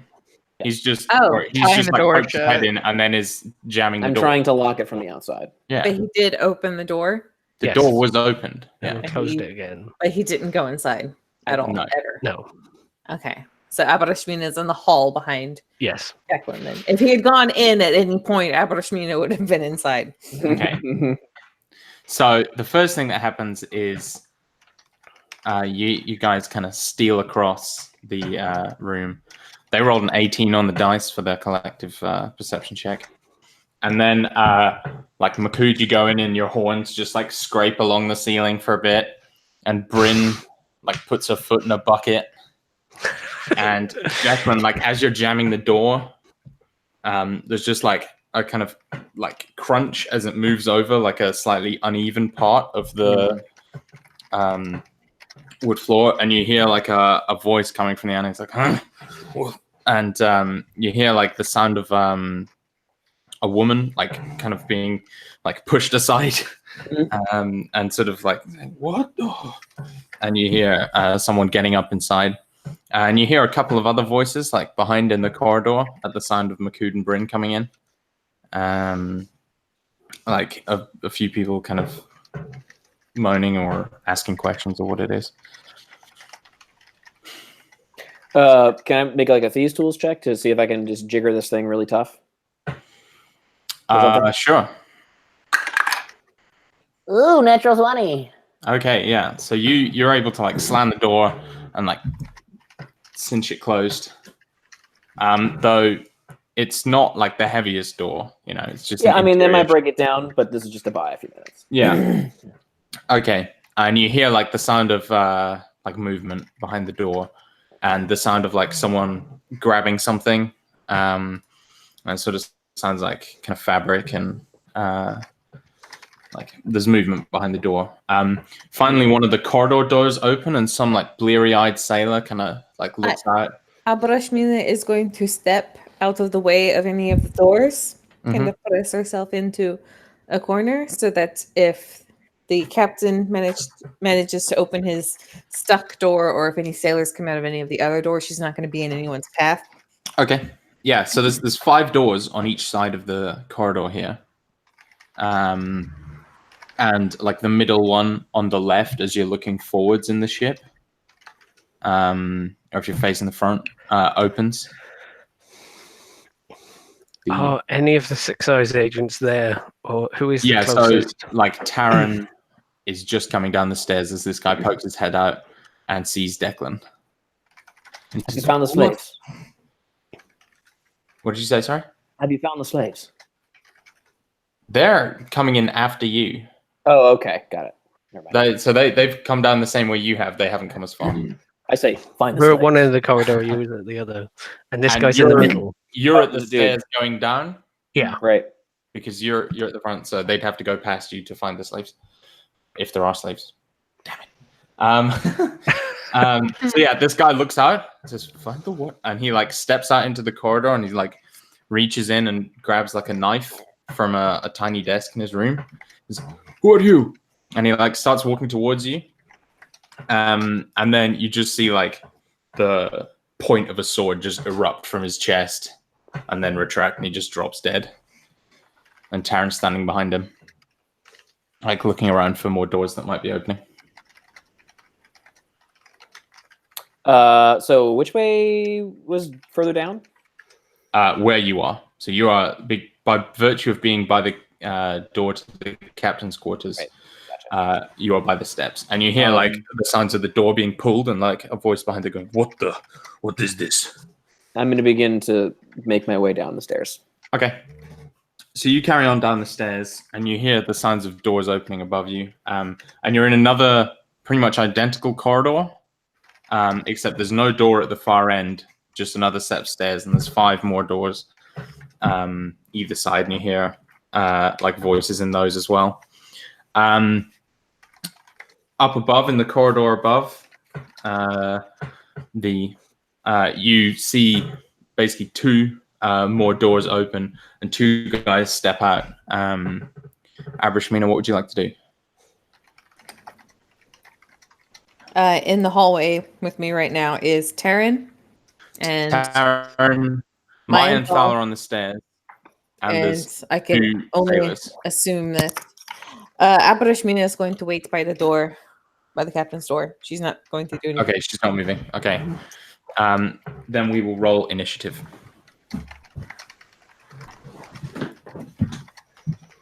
That will be a 14 for Abrashmina. Can I say that or is it too late for me to say I'm holding something? It is too late. Okay. Because I'm afraid, because that was the purpose of me asking you what you were doing. Yeah. I was basically, I was waiting for the captain to bust out. So I was going to do something whenever that happened. I should have said, I'm sorry. No, it's all right. I'm not giving you it, so you don't need to apologize. Sorry. Okay. Initiative rolls. 17. What did I say? 14 for me? 13? I can't remember that you said anything, but Yeah. you Oh. might have. I rolled a 9, so 12. No, I rolled. I can't remember what I rolled. I'm just gonna roll again. If you have a +3 dex bonus and you're unstealth, then you can't remember what you rolled. I can't remember. I was all like, no, wait. It was yeah, I can't remember. 15. 15. Because I was too busy thinking about what I should have said I was doing that I reset my dice back to the 20 because I was just like da, da, da, da, da, da. Oh my god. I got a 12. Oh. Yeah. These dice are going to jail. No. Are they the dice that embarrassed you and Blitzen? Most certainly is.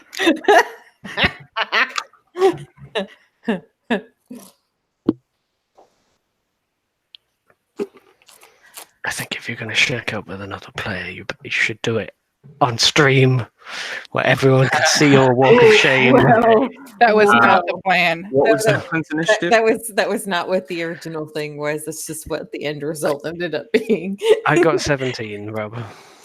Yeah, I've got yours. Just C's Declan. got 15. I've got 19. everyone's. I just need Declan's. Oh, okay.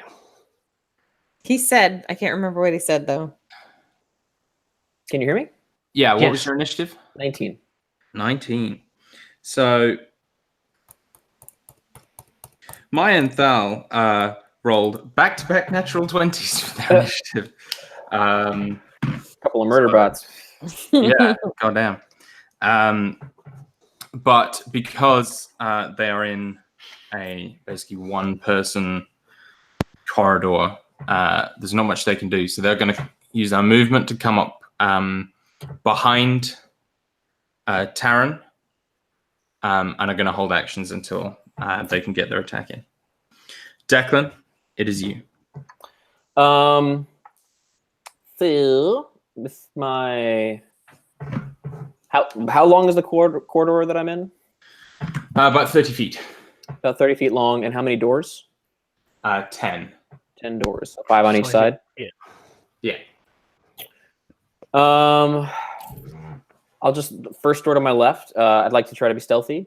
I don't know if I'm still on my last stealth check or because I've moved. If I can use my bonus action to try to be generally quiet and still my aura, that kind of thing. Okay. Yeah, you can. Yeah. Okay. I rolled a 2 for a grand total of 11. So that is not great. But I will still try to open the door that is closest to me. Open the door that's closest to you. Mhm. Okay, you open the door to find a small room. It's got a desk, a chamber pot, and a bed. And in the bed is a sleeping sailor. And he's just kind of like beginning to stir as though about to wake up. Do I have enough action mechanics available to me to get over there and do some subdual damage to put him out of commission? Yeah. Like you just use movement. Okay. So yeah, I'd like to basically take my short sword and I'm going to like sever some very important. on the head. Sever some very important tendons in his legs. So that he Yeah. can't- Oh God, Okay. that's a bit more than just okay. You do that. Imagine waking up to that. Jesus. Oh my You can God, have my advantage legs. on the What have I you just take out my scalpel, just snip, snip. Advantage on the attack rolls. That's gonna be 19 to hit, Hit. or no, 20. Yeah, because I have a +1 short sword of tendon cutting. 4d. It's a very haunting sword. That's right. Whistle, whistle. Woo! Mine taking. I was thinking that. Let me hear from the 30-year-olds. What? Okay, so that is 10, 23 points of damage. Okay. He wakes up to his legs being put out of commission, probably forever, and lets out a blood-curdling scream of pain before passing out. Yeah, he is mechanically dead, but or mechanically unconscious. Okay. This is a magic world. He can get his legs healed. Yeah, probably. And you definitely hear some more stirring after that. I'll just, whatever movement I have left, I'll move to the door and just get ready. Okay. Abrashmina, you hear the door like is currently being rattled, and then you hear a voice say, "Oh, fuck this," and you hear like this kind of like noise of magic, and then a huge glowing like fist of purple pinkish light just punches through the door and like just splinters it, and you see Kolo walk out. He is an immediately imposing man, 6.5 feet tall, very broad, muscular. He's got this like hastily put on but not quite fully buckled up leather armor. He's got an eye patch and many scars across. He just busted through the door, no problem. Well, with a giant magical fist. Oh, okay. Bigby's hand. Bigby's hand, effectively. Yeah. Oh, not effectively. He cast Bigby's hand and punched through the door. He's got this glowing, hastily put on armor and is carrying a cutlass that is currently on fire with this green flame. And he like walks out with these kind of big, rippling muscles, and he says, he just like lets out this roar of anger and immediately starts walking towards Taryn. I will remind you that Myron Thal had readied actions. They do, but he has he's not taking any action now. Sure. I don't know what they were. I just thought I'd remind you. In case they triggered. The readied actions are to hit someone when they are able to, when someone comes in range, basically. Okay. But it's probably not going to be able to because they're one behind the other. Though Maya may cast a spell in a moment. But before that, Makud, it is your go. So you're just coming down the stairs and see this big man at the other end of the corridor. But before you are Maya, Thal, and Taryn, and two mooks. Are the mooks both in between me and the Six Eyes agents? So it goes you. So Bryn's behind you, and then you, and then Maya, Thal, Taryn, Mook, Kolo, with Abrashmina. And you described this as a single sort of person corridor. It's a very small corridor, yeah. So you're gonna through have all to of. I mean, he can see the green off. flame at the other end of the thing, but I suppose if it's high enough, I can see over most people. But yeah, definitely. He knows that he can't charge down there at all of them. No. So someone really unfortunate, left or right, whichever is the first door, that door is going to crumple as like. They are opposite one another, so take your pick. I'm going left. Okay. He's going to push through that door into that room. Okay. Please tell me that he squishes whoever's in the bed with the door. I don't. Who is in there, if anybody? There is a fairly old, frail-looking man, maybe a quartermaster type. He's just sitting up. He's wearing like a very someone try to stop me, Smooth. Sweat-stained, like food-stained white vest, and he's got that sort of old man beer belly gut going on. And he kind of looks up at you with like these old cataracty eyes. Sure. As the door hits the other opposite side of the wall, smash, and then hits the floor.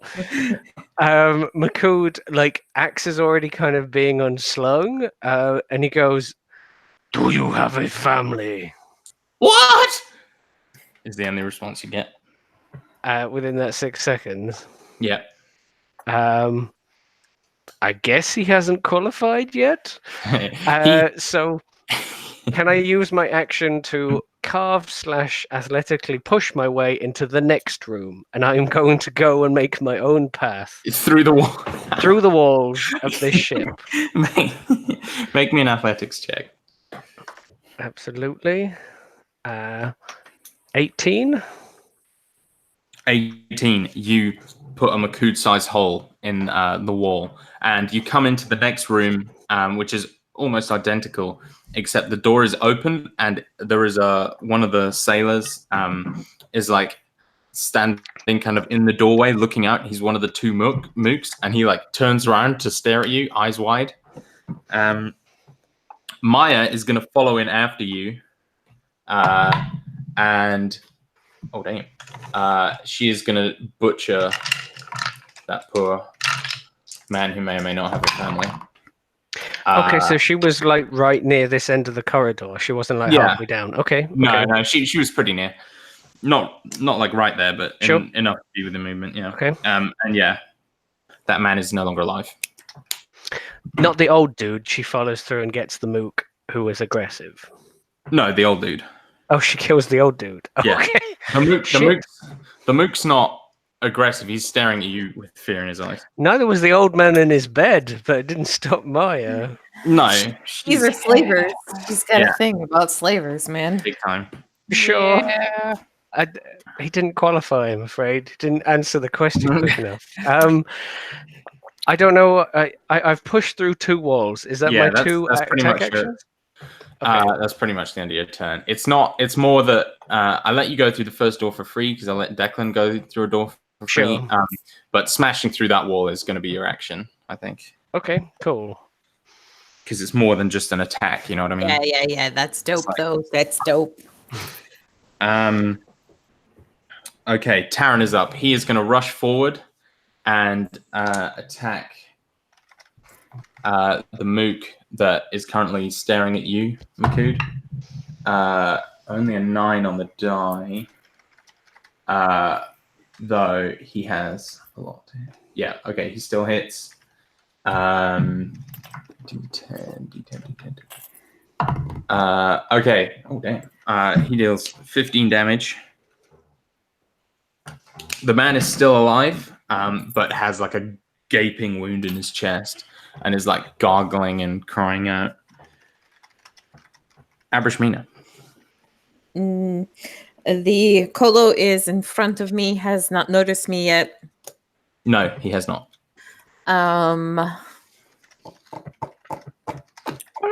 Is it a automatic crit if I can hit him while invisible? No, it's only if you I have get an a 20. advantage.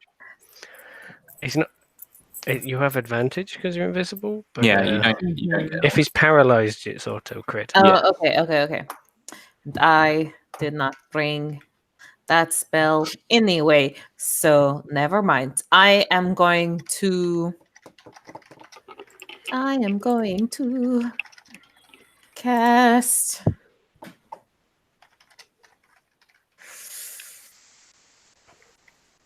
how many people can I see right now that are enemies? Colo, 1 mook half dead, and 1 other mook untouched. Can I see the woman that was in the other room? She has not emerged yet. If you like look around the door, you can see her. But that would take like some movement to look. Okay, I will do that before you check in.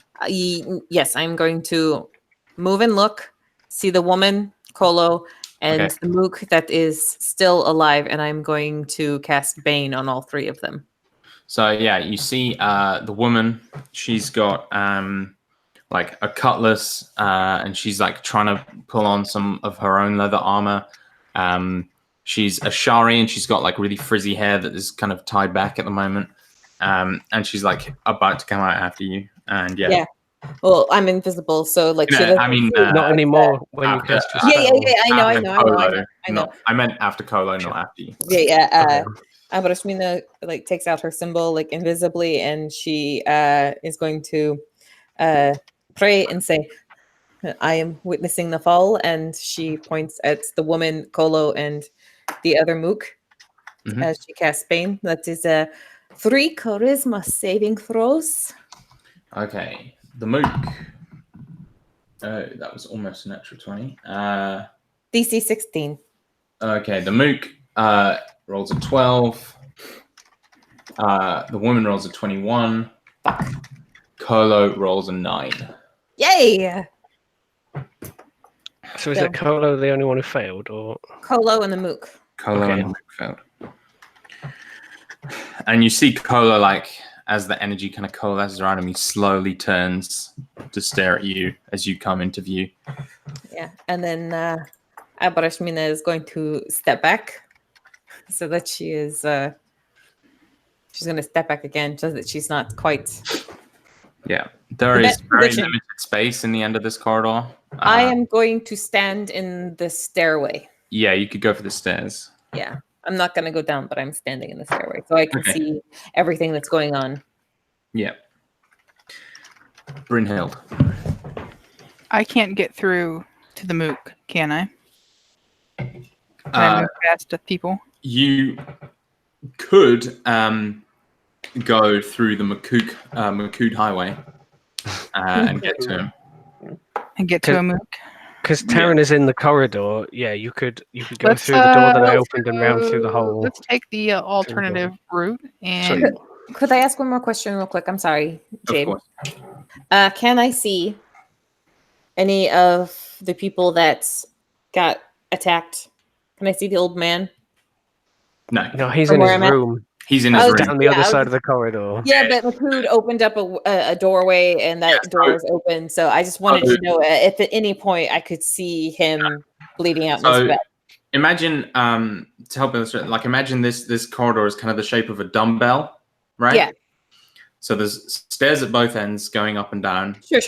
I just And- wanted to know because if I could bonus action spare the dying. But if No, I you can't, then I can't. can't. Ever, I'm in the stairs. Jade's turn. so I can get to the other mook that's That's got a huge gaping wound in his chest. You Wow. can't get to the. You couldn't get to the one okay. like untouched who's been baned. Well, let's sword some of them.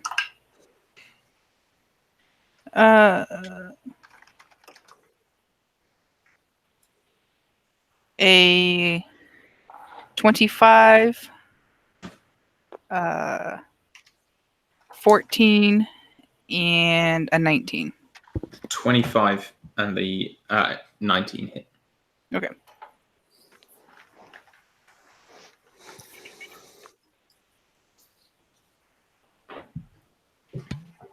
I know I have another one of those somewhere.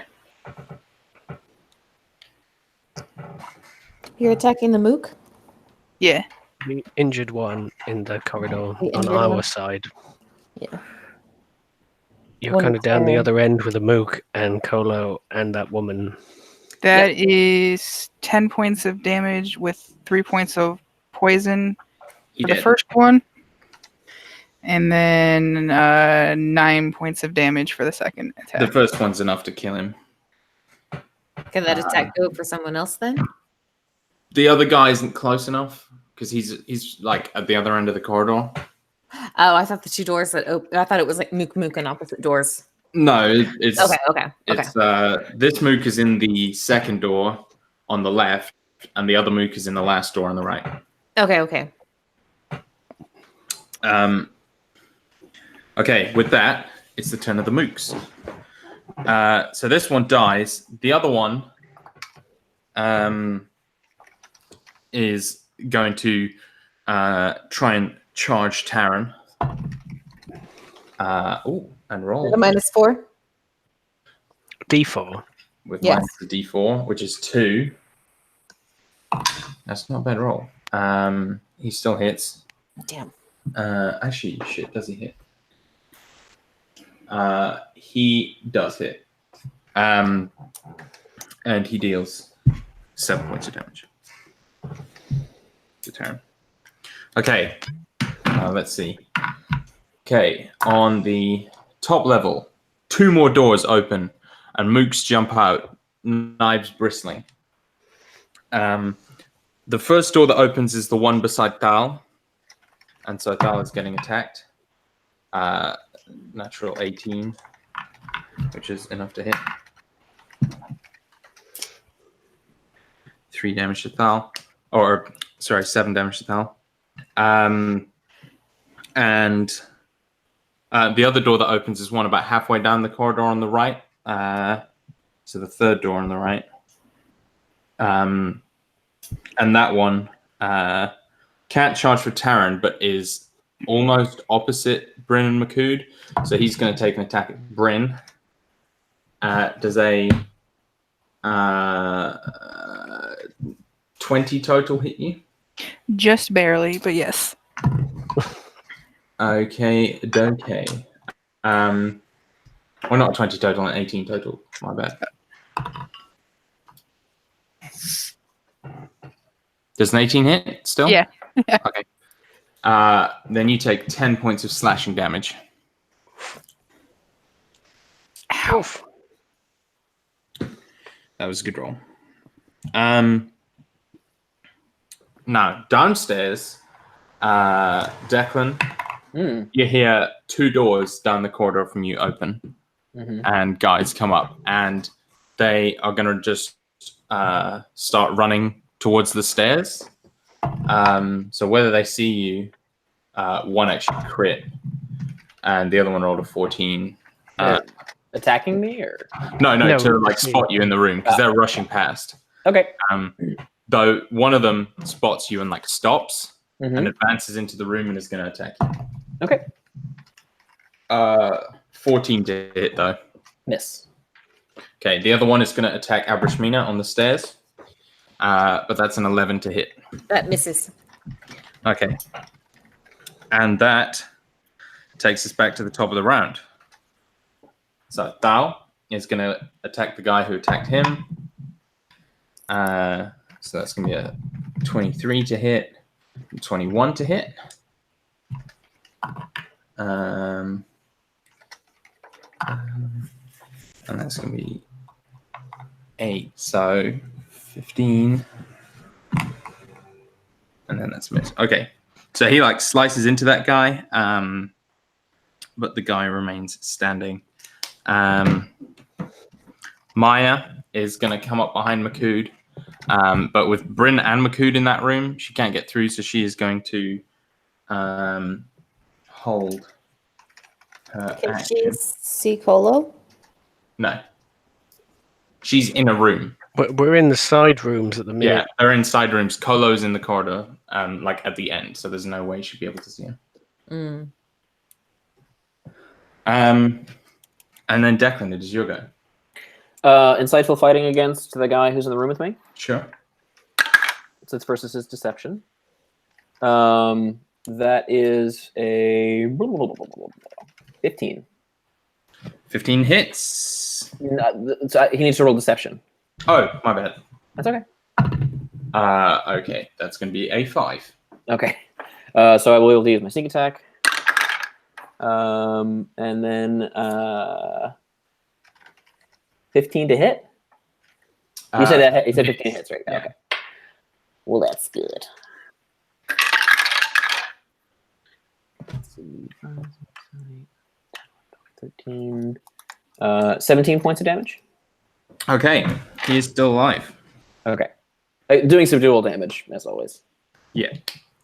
That's always on, unless you tell me otherwise, I'm assuming. It was a little worries. option that you tick in the Yeah. option menu. It's your default setting. Colo. He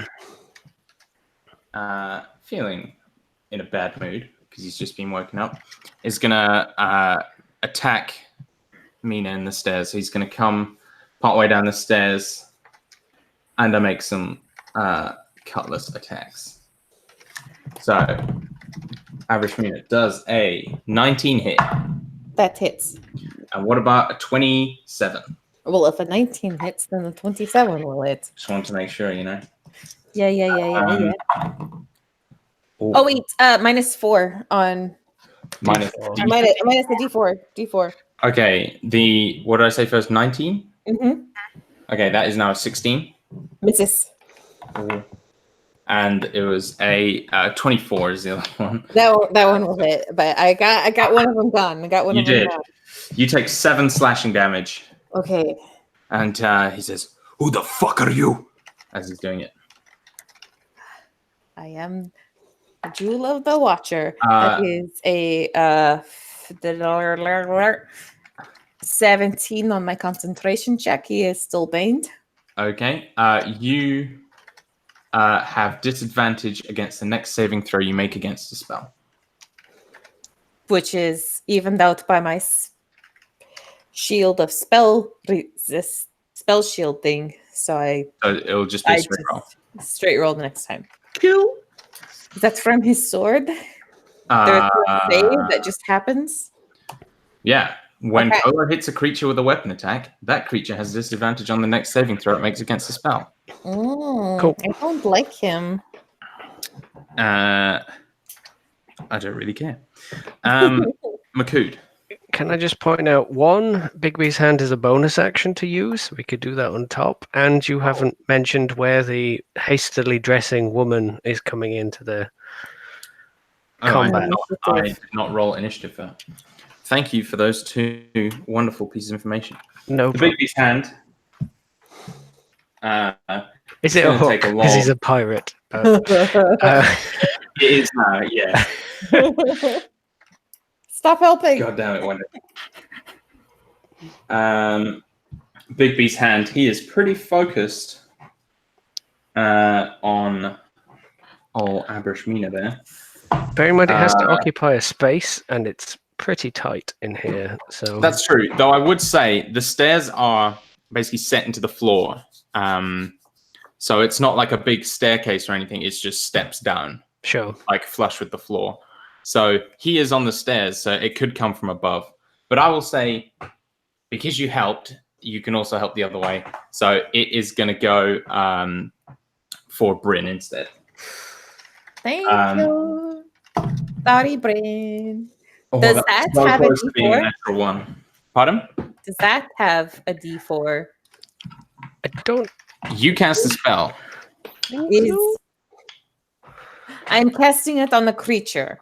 Does Bixby's hand count as part of that creature? Because It has its own HP and everything, doesn't it? So yeah, that is. He's still making the attack roll. He is still making the attack roll. So but it will have- Bigby's hand has its own stats to make the attack roll with. Though it has its own AC, it has its own strength. No, it has its own HP. It says make a melee spell attack for the hand using your game statistics. for the hands. So they, yeah, and it says the target on Bane, so it doesn't say creature. So yeah, we will say no.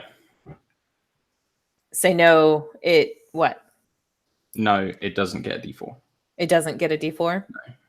Not that it really matters. It rolled a 24 to hit, Bryn. Okay. I mean, Thank you for all the help. I tried. 18 points of force damage, Bryn, as you just like this moot goes down in front of you, and then there's just a gigantic fist that just flies into the room and sends you flying back into Makood, whose turn it now is. Did Bryn kill the mook she was fighting? Yeah. You did? Yeah. That Yeah, he sucks. died from the first hit. Oh, that's right. Yeah. So that means that can Makood get round Bryn now? Into the corridor? It would be cruel of me to just keep you there. No, you can get around if you want. Okay. So Makood catches Bryn being knocked by a giant purple fist. And Makood kind of like looks kind of shocked as he catches Bryn, and there's a huge fist like staring ish at him. Oh, you choke. He's gonna like push past it if he can. Yeah. Which it's not interposing hand, but he kind of like there's a searching hand as he kind of like pushes through it a bit as he goes around the corner, and then he like lays eyes on Kolo, wailing on Mina. I am going to make the first one a charge. If I have enough movement, can I move 10 Yeah, feet? you can.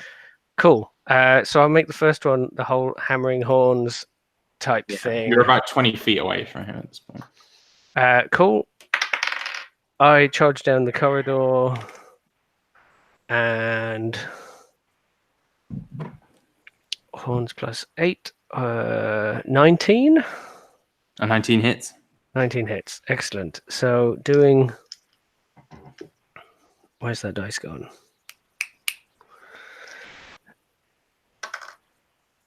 A full 8 on the D8 plus 2 for raging, because he's going to rage down this.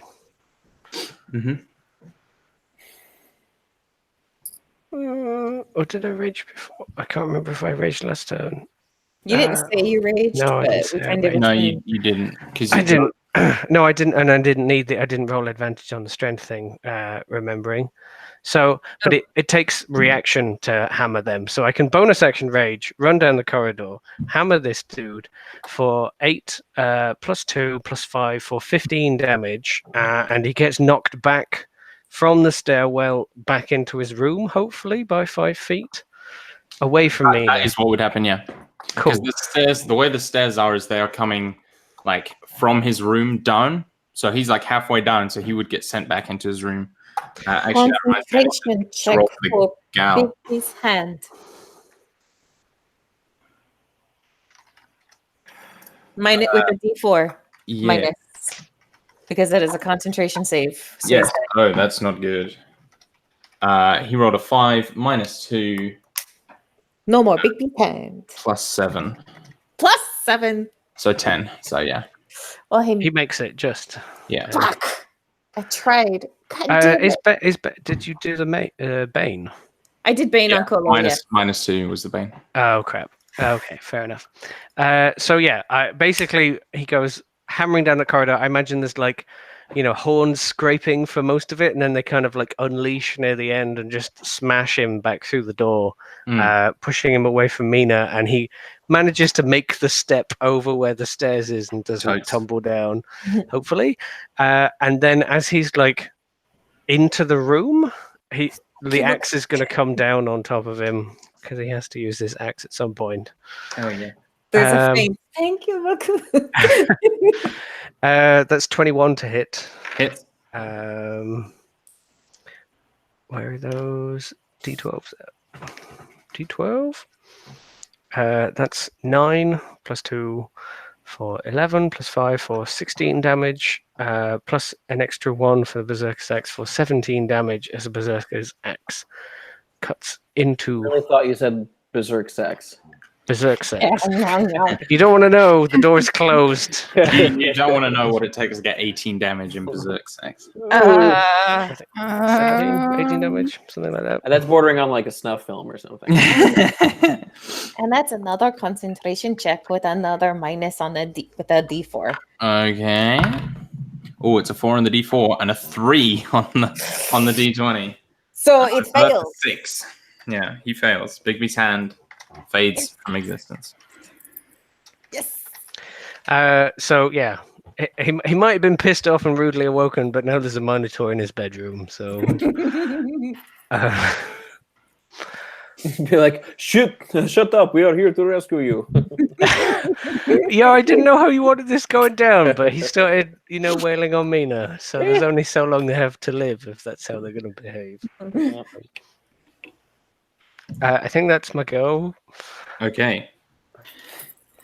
So yeah, he like stumbles back and is growling, and you see the woman now has like 2 kind of long knives, and she's in the room and she's kind of like trying to edge behind you, but it's not her go yet. It's currently Taran's go. He is going to continue forward to where the other mook is. Start attacking that guy. It's a 22 to hit, and a 12 to hit. So the 22 hits. Okay. So that guy takes a fairly glancing blow. It doesn't look too bad. And those two are now locked in combat. Abrishmina. There is one man attacking your legs. And a corridor, 2 corridors full of hurt. Oh, that is right. I forgot that I was engaged still in combat. So Abrashmina is going to. Her eyes are going to flare and the wings are going to go out. Not that they can really go anywhere in the corridor, but the rainbow light kind of the, Aurora Borealis or whatever kind of flares out and her eyes go starry as she does her Protector ASMR Radiant Soul.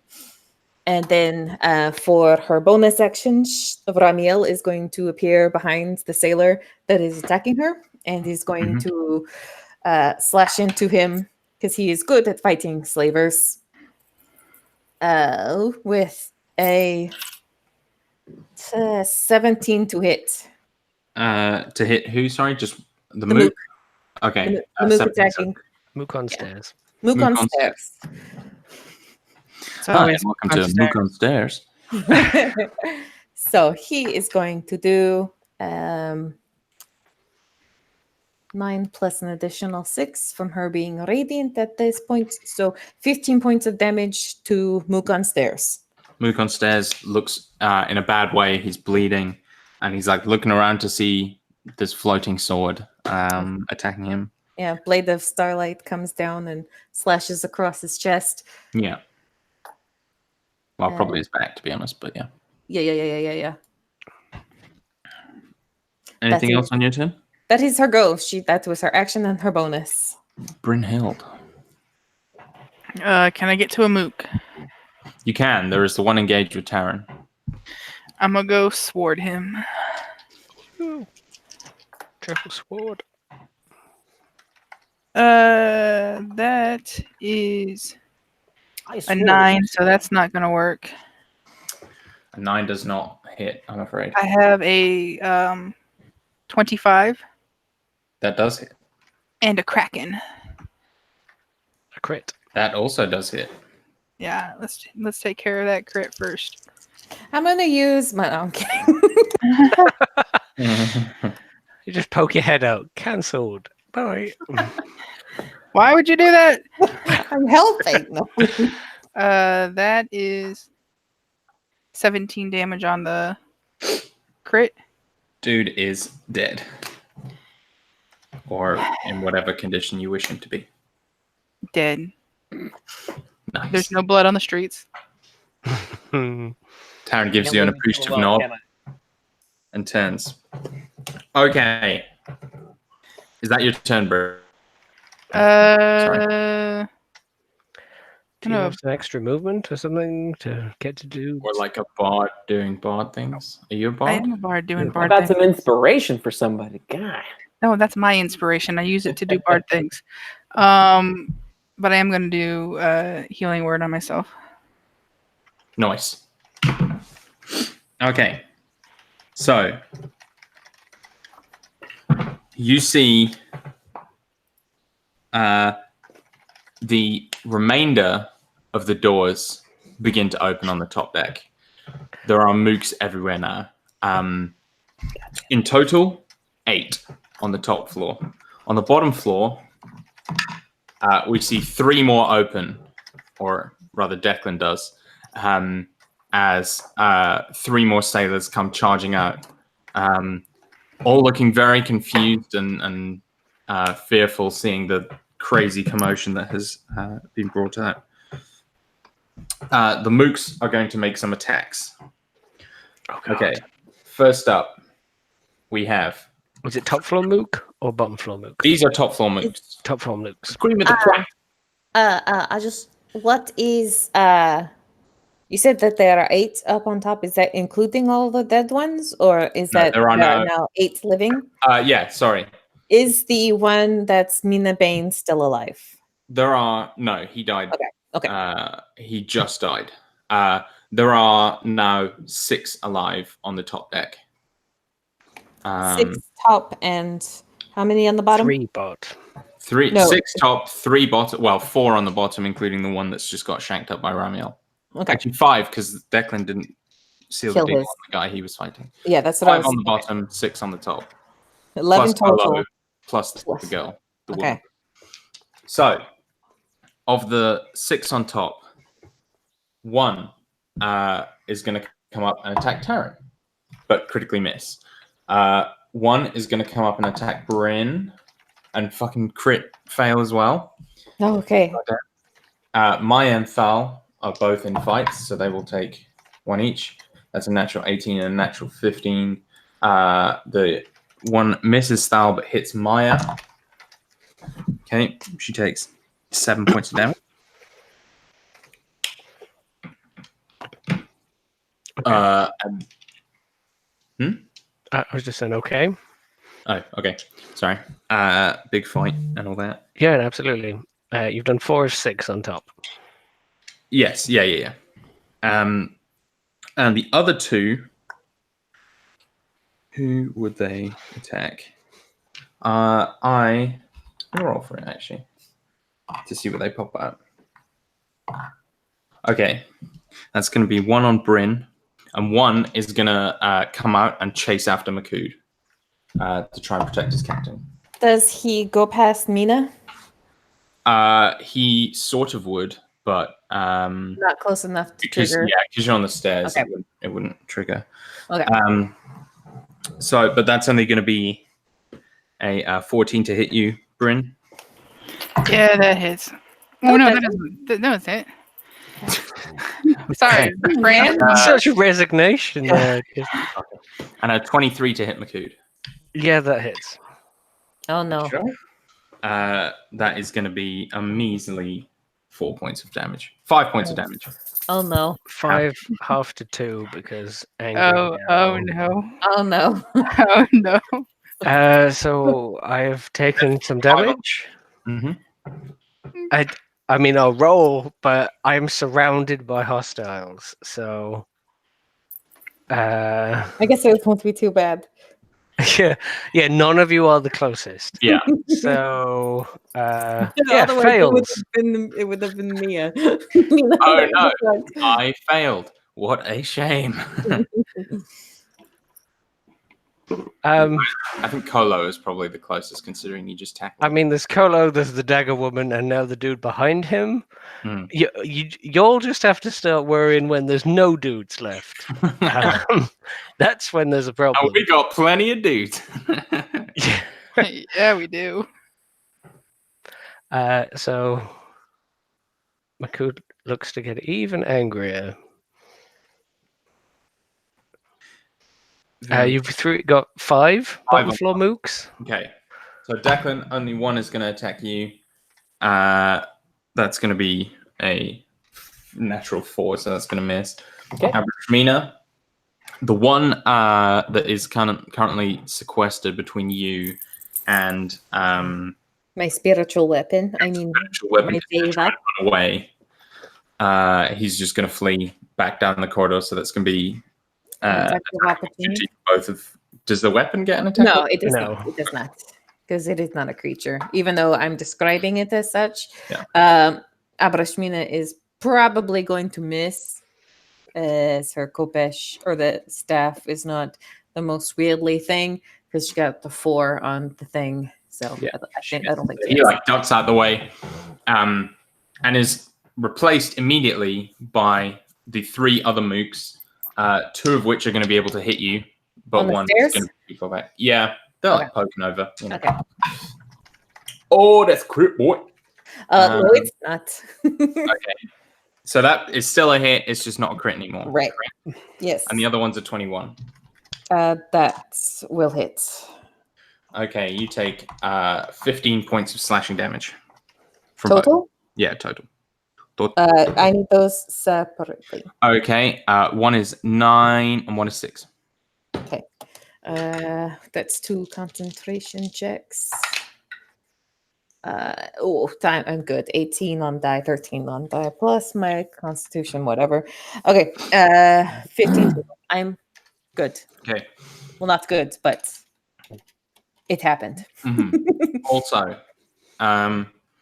Declan, Hmm.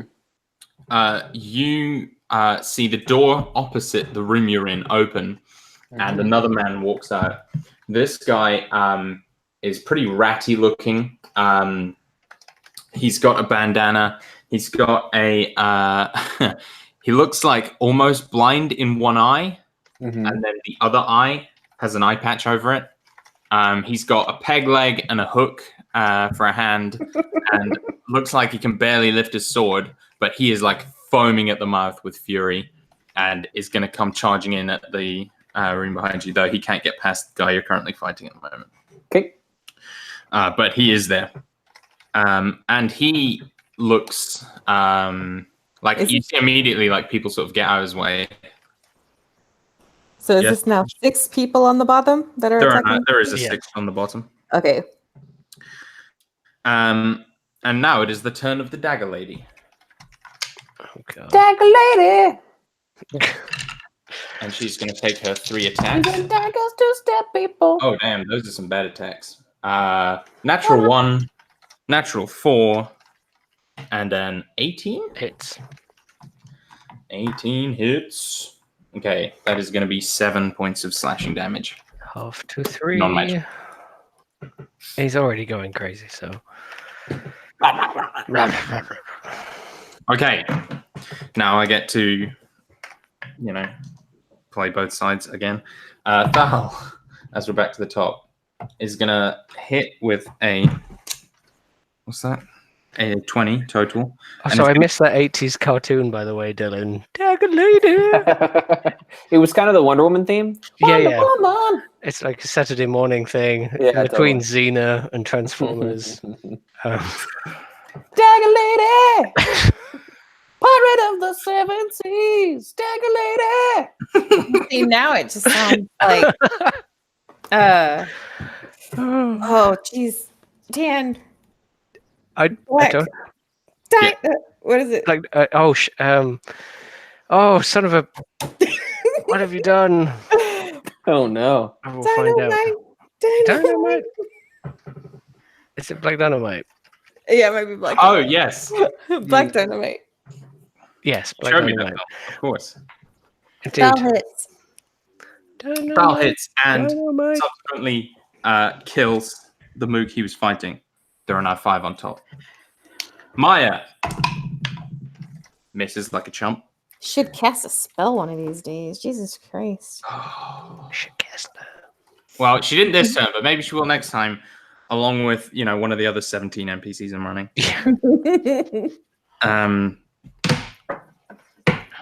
Declan, it is your turn. So I would like to try to use the Dust of Sneezing and Choking. However, the way it is described, you use an action to throw a handful of dust into the air. You and each creature that needs to breathe within 30 feet rolls a con save, blah, blah, blah. What I would like to do is disengage, run up the stairs, and take the whole bag and throw it down the stairs. Would you let me do that? I would. The only problem is the stairs are pretty chock-a-block because there's 3 guys trying to get up. And Mina. And Mina. Well, so mechanically in D&D 5e, you can move through someone's space. You just can't occupy it at the same time. But you can't stop there. Right? Okay. It's also Alright. difficult terrain, I believe. Is Especially it? if it's an enemy. If Mhm. someone's there? Yeah, Yeah, if someone's there, I think it's it would be difficult terrain. opportunity attacks from all 3 as well. Okay. Not if he disengaged, but yeah. Well, but he can't disengage from 3 people at once. Like he can't. He disengaged from the 2 people he's fighting at the moment, and I then think run disengage past them. means nobody can hit you. this Yeah. round. It's actually for the entire. Mechanically, it's for the entire turn. If you disengage, Yeah. it's your effort. Yeah, I can move past as many people as I want. None of them get strikes against me. Okay. Although Um, I do think it's going to be fucking hard for you to push past 4 people on the stairs. But It's if you it's tell me I can't do it, I can't do it.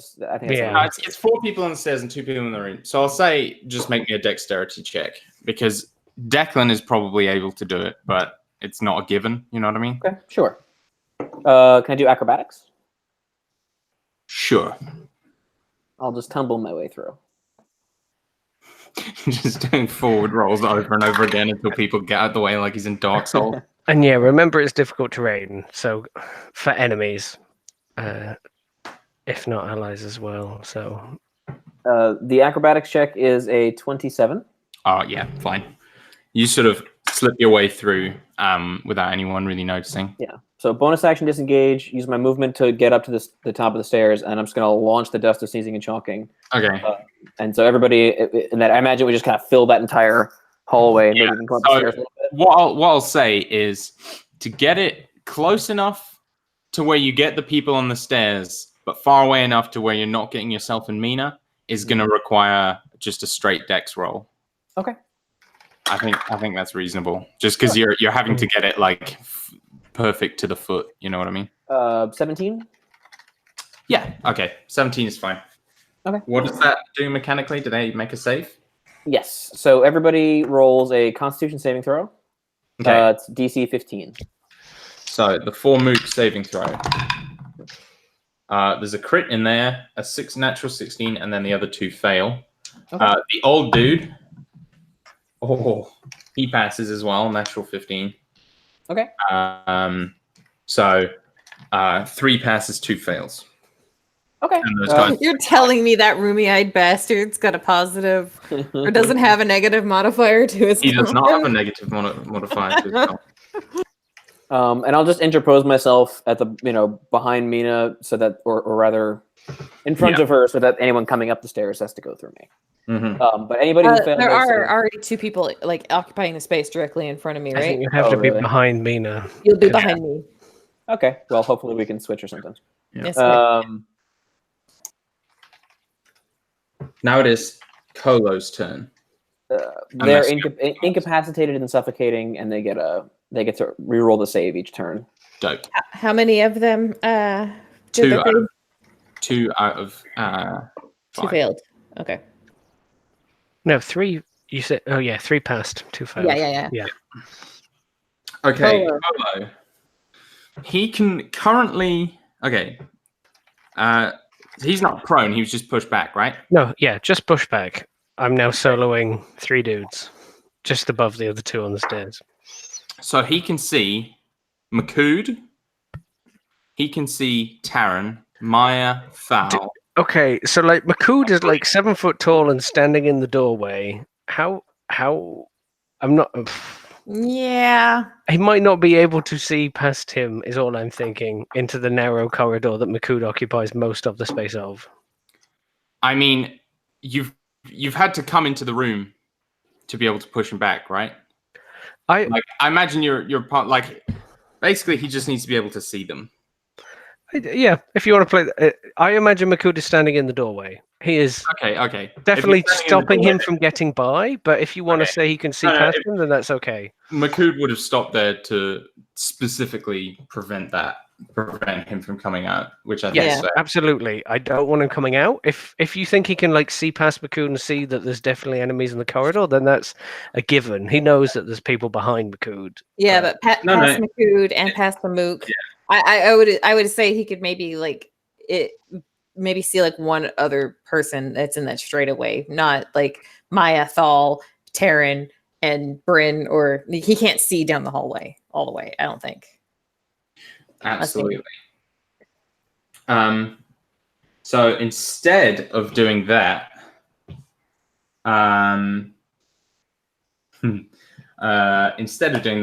he is going to.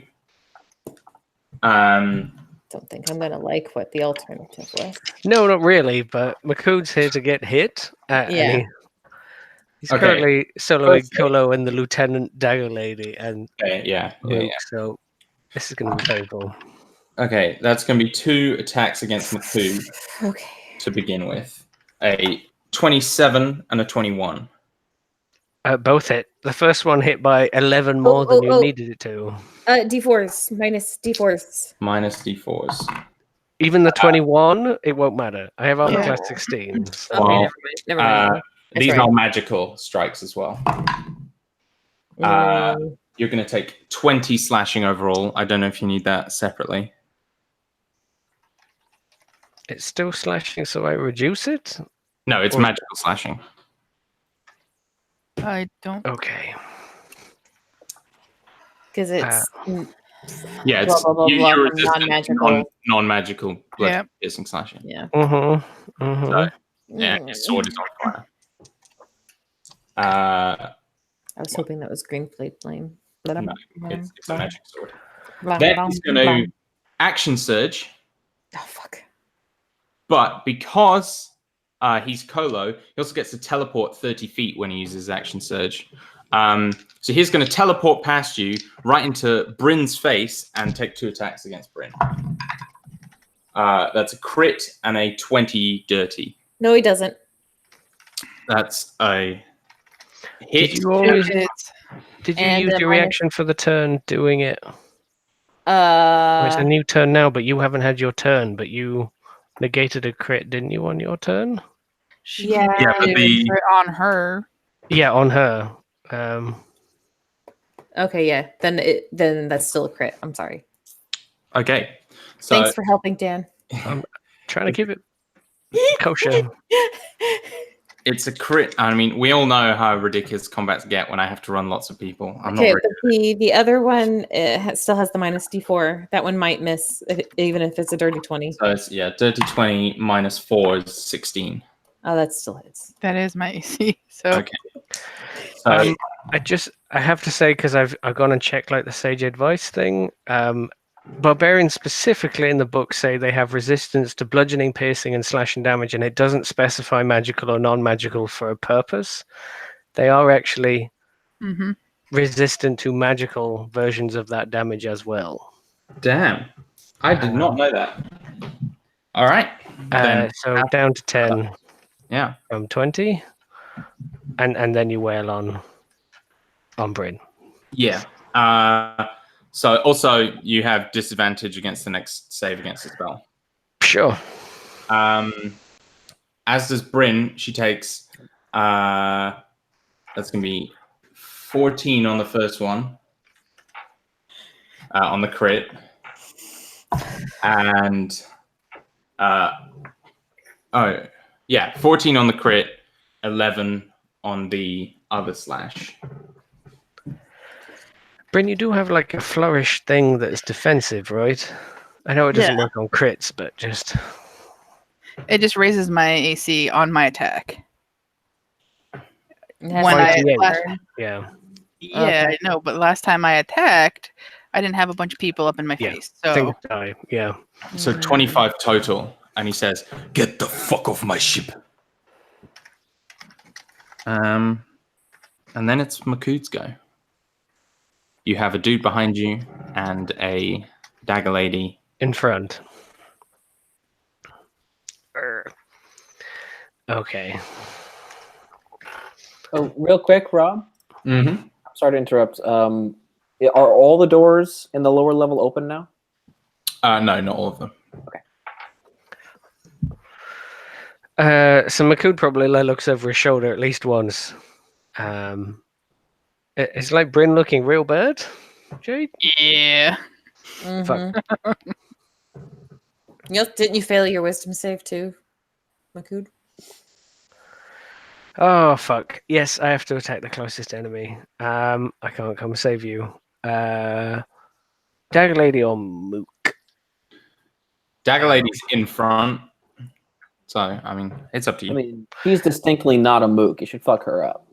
It's true. Though I have to She's- do at random, so That's true. She would be the first person you see, though. So if you want she is in front of me, Yeah. and she did stab me, and I don't think the Mook hit me. So Dagger Lady is gonna get fucked by 2 very large axe attacks. One of those is so close to a crit. Why do I never crit? So one of them is 28 to hit, and the other one is 18 to hit. yeah, both hit. Okay.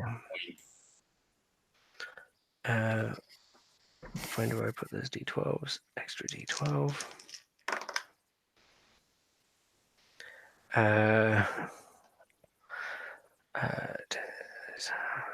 17 on one hit, and the other one was real low for 10 damage. So 17 and 10. 17 and 10. As the huge axe just Yeah. arcs into her She's- repeatedly. Yeah, she's bloodied, like pouring various bodily fluids, like gasping and stumbling back. Just like there is growling reverberating around this room that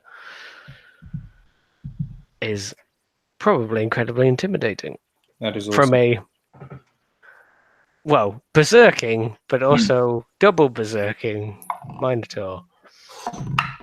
Double berserking? double berserking. And kind of, yes. Okay, Taran crit and decapitated the mook he was fighting before turning and running towards Kolo. So there are now only 3 mooks left because Maya and Thal both killed theirs. Or no, Maya missed. Thal killed his. 4 mooks. Pardon? Yeah, 4 more. 4 mooks. Okay. Abrashmina, it's your go. Abarashmina, it There is my are- go.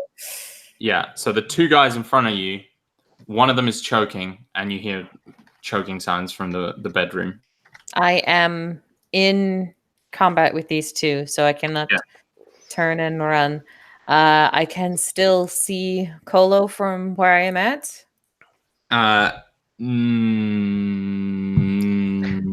Not really.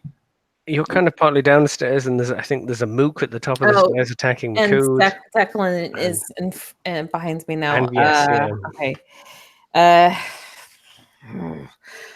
Bonus action. Ramiel is going to lay into one of the mooks. Mooks. That might not hit. That's an 11. That does not hit, I'm afraid. Okay. Because I have my wings out and the stairs are kind of like going up, can I fly past but take attacks of opportunity possibly? Yeah, you can. So, If I do that, what would my position be in the corridor? where are you trying to fly? Just up so I can see the rest of what's Okay. going on. Yeah, so if you did that, you would be above the stairs, which would mean Declan and the stairs and the mooks on the stairs would be below you. In front of you would be Kolo, Taran, Maya, Thal, Bryn, and 4 mooks, or 3 mooks, sorry. Behind you in Kolo's bedchamber would be 1 mook, Makud, and the dagger lady. Okay, I'm going to do it. I'm going to fly up, take my attacks of opportunity. You'd only take 1 attack of opportunity because one of them's incapacitated Awesome. and one of them isn't close enough. That's an 11 on the die. 16 hit? No. If the guy was incapacitated, would my bonus weapon have, or my spiritual weapon, would it have advantage? Maybe, but I wasn't having it attack that Don't guy. think that's incapacitated. Okay. There's 3 on the stairs, so there's 2 in front, 1 behind. So I imagined it was attacking the one behind who's not. Okay. Cool. I'm gonna fly up, so I have a better advantage of what's going on. And a 16 misses you. Yes, misses. Totally misses. Nice. Because I want to keep. And Bryn is looking real bad, but I can't really get to her because sorry, I do not have healing word. How much movement can I get before I get stopped by what's going on? Can I get to This is probably Kolo and all happening them? about, yeah, it's probably about 15 feet away from me. Can I get to Bryn? She is on the other side of Kolo. So no. Okay, so then I am just going to. I still have my bane, so I can't do that. What was I? Oh, I am going to command Kolo to surrender. Okay. That is a DC 16 Wisdom save. He has a minus D4 because of bane. He does have a minus D4. DC 16, you said? Yes. Okay. He rolled an 18 before the Bane. Uh-huh. Oh. Ooh.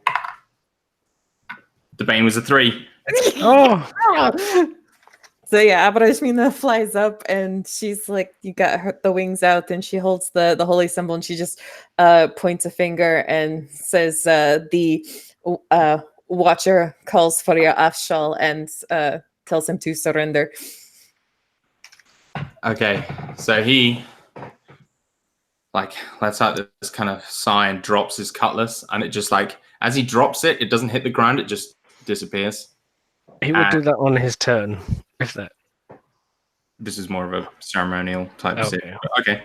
And yeah, looks like he's going to surrender. Did we win? So no. Command only lasts 1 round, Yeah. so we won for a round. Yeah, this is why it's not concentration. So Bryn. All right. Well, no, it's oh wait, no, yeah, never mind. are you done? Yeah, Good. sorry.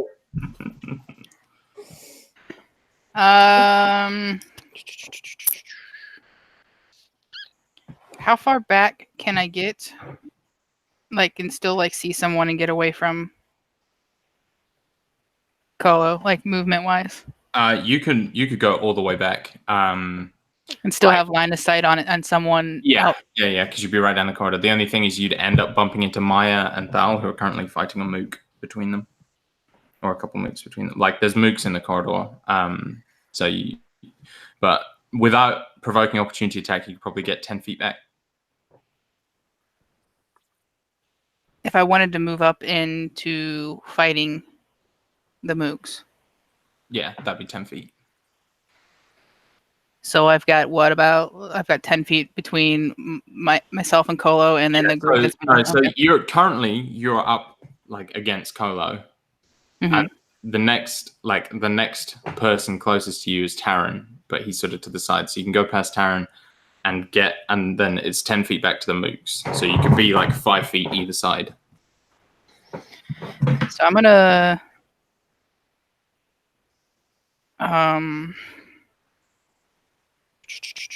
step back to where I'm in a space where the best I can, that no one can get to me.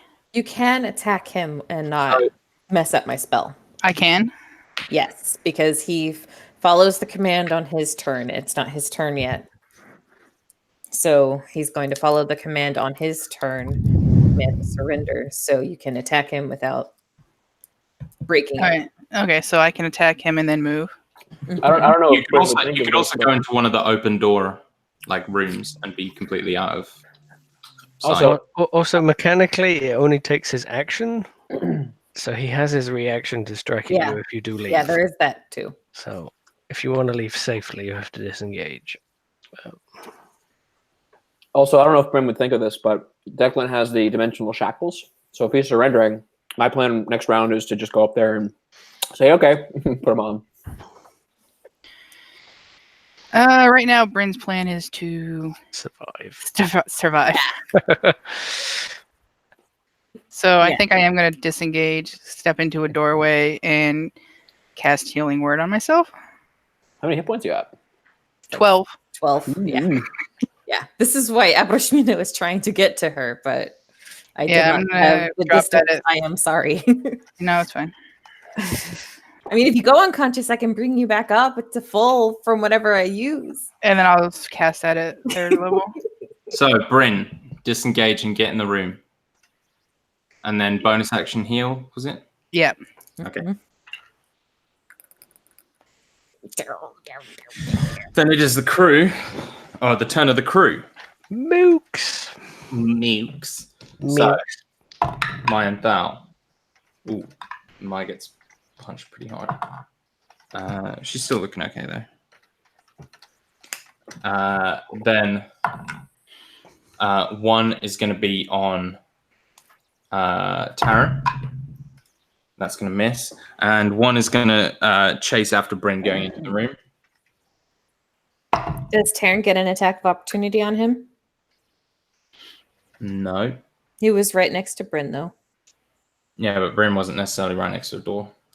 I'll give it odd or even. Okay, he does. Okay. I'll be nice. That's going to be a 17 to hit, which does. So Taryn. That was not that much damage. 8, so okay.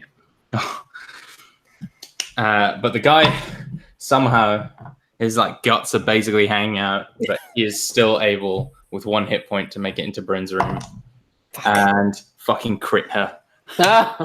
And I can't see it because you're in the room. Oh, I'm sorry. the gods plan. The gods just wanted this. I tried to save you with Taryn. 14 slashing damage you take. All right. If you hadn't healed, you would have gone down, right? Yep. Yup. Yep. Okay, the 2 dudes get to remake their saving throws in the dust. One of the guys upstairs was on me. Do you only have 4 mooks alive upstairs? You do. One of them should have been on me, Oh, one of them should have been on you. unless he left my space, in which I get to hit him. Okay, sure. Sounds like it would have been the one that went past. Well, that was just my bad. So yeah, okay, I'll allow it. You can have an opportunity attack on that guy before he gets to Bryn. Oh, maybe save her the hit points. That would be nice. Maybe 12 plus 8 plus 1, 21 to hit. Does it? He has 1 hit point. And I did Well, actually, it's whether 16. you or Taryn kills him. 16. 16 odd damage. Okay, you kill him before Taryn gets his opportunity attack. Okay, sweet. So he runs from the giant Minotaur very foolishly, and the Minotaur just turns around and just axes him, like possibly in half. Yeah. Like maybe half of him reaches Bryn. I don't know. The other half has not reached Bryn. All right. He does that Looney Tunes thing where he just keeps running, but his bottom half is over there, and just I mean, to be fair, he probably thought that you wouldn't notice since you were like, hitting the dagger lady. Maybe, but never count Makud out when it comes to killing, I guess. So we've got 3 mooks upstairs now. Yeah. 2. So I'm asking Rob for. Yeah, what was I'm the question, keeping sorry? track. Yeah, we're on 60. 3 mooks down. Okay, 3 mooks top, 6 mooks bottom. Something like that. yes. I haven't taken anybody else out yet. Okay. Yeah. So the 2 mooks, both who are incapacitated, fail miserably. Are the ones who pass the dust of sneezing and choking? Are they immune, or do they have to keep making saves while they're in that I space? think that's just the one. Each creature that breathes it within 30 feet must succeed the saving throw or become unable to breathe. Creature affected in this way is incapacitated as long as it is conscious. It's just the one save. Okay. It doesn't say anything about strong wind dispersing it or how long it remains in the area. It's not. No. Okay. Yeah. So Declan, the Only 2 one at a time were- can come at me, right? Because I'm in the Pardon? stairs. Well, I had 2 attacking Abrishmina. Oh. One like behind the other. So Want to that have a pole arm or something? or just arms. My spiritual weapon is occupying a space on the stairs, though. Technically, I don't think the weapon ever Yeah. occupies a space. It doesn't have a Mad. like a hit. Yeah. Like it doesn't have hit points or anything. It's just Doesn't have there. Yeah. Okay. I'm trying, man. I know. Oh man, we are getting some fucking edge cases tonight. So yeah, two attacks on you. That's an 18 and an 11, or the 18 plus 4 to 22 and 15 to hit. So I'm going to shield the first one with my reaction because my vest my duster can do that now. Yeah. Which makes my armor class a 20. So the 22 will Okay, hit. so they both 15 will fail. miss. Oh yeah. Sorry, my bad. Yeah. You take 9 points of slashing damage. Okay. The peg leg dude is going to start hobbling up the stairs after them. He's not going to be able to do anything, but he is just chasing you down. Okay. And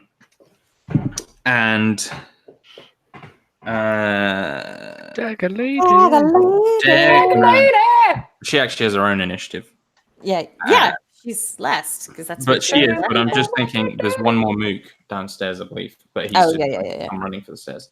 Yeah. Okay. Dagger Lady. Very Three nearly attacks. dead, Dagger Lady. 3 attacks on Makood. That's going to be just +6. So that's a 15, a 25, and a 24. Miss, and then 2 hits.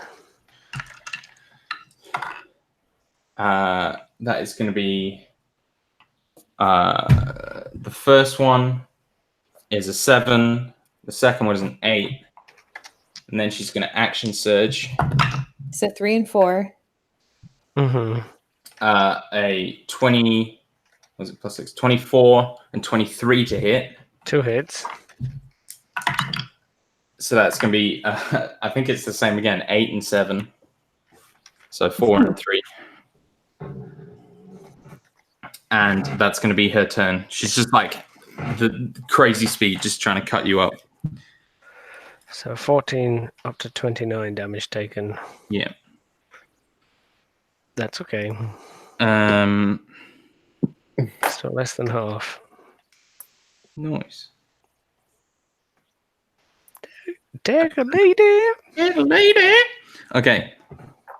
From further down the ship, actually, none of you would see this, so never mind. Declan, you hear movement below you somehow, I will say. Okay. There are more people below, it seems. Okay, Thal has just... Alright. He and Maya are both fighting mooks. So Thal's attacks... Oh man, those are natural 7, they miss. And a natural 9, which does just miss. Maya is going to cast a spell to get fucking C off my ass. So she is going to cast Shadow Blade. Nice. And then make an attack with it immediately.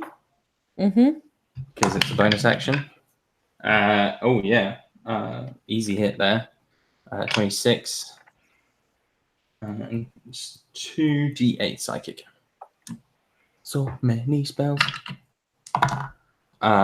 6 psychic damage. She kills that guy. Yay, down to 2. Yes, 2 mooks dead there. Oh, 1 mook dead there, sorry. Yeah. Down Yeah. to 2 up top is what I Down meant. to 2, yeah.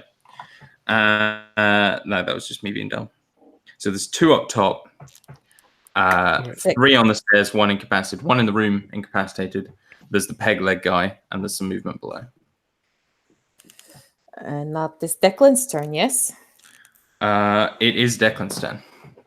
So I'd like to disengage Yeah. and move to the top of the stairs. Can I see the fella up there surrendering, or he's not surrendered yet? He is looking like it. Yeah, he's about 25 feet away. Okay. Can I just get up there and put the shackles on him?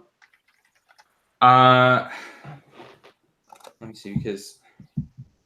Yeah, I think so. Yeah, that's what I do. Okay. I'm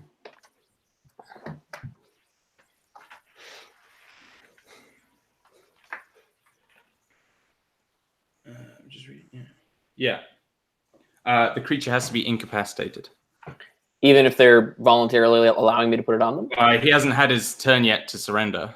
Okay, then I will hold my action until he does. Okay. And the action will be to do that. It is his turn. He uses his turn to surrender. Yeah.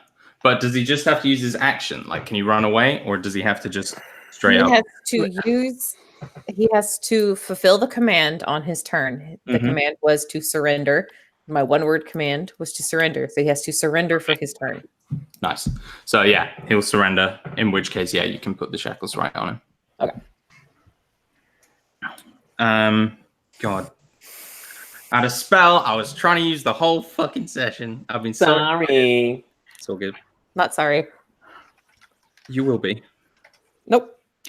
Oh, you will be. You will be. because he unsurrenders after the turn, right? Yeah. Yes, he then resists. Good. Yep. In which case, Makuda, it is your turn. Can we take like a quick 1 minute break? Yeah, sure. Thanks, and then we'll be back. Cheers. I'll be right back. Let me just look up what dimensional shackles do. We might need to gag him really quickly.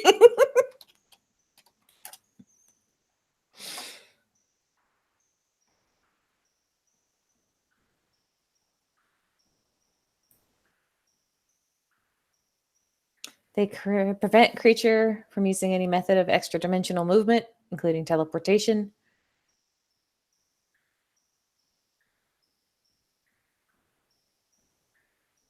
And once every 30 days, they can make a DC of 30 athletics strength to break free.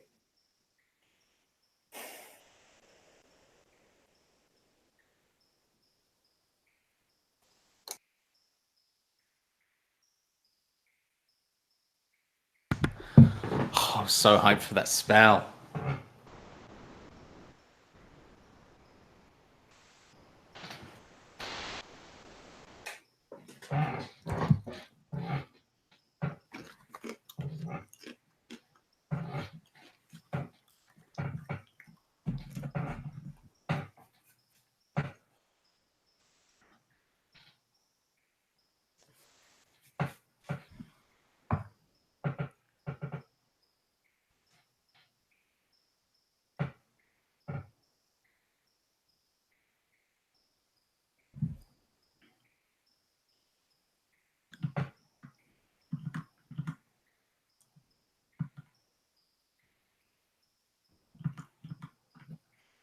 What an insane fight.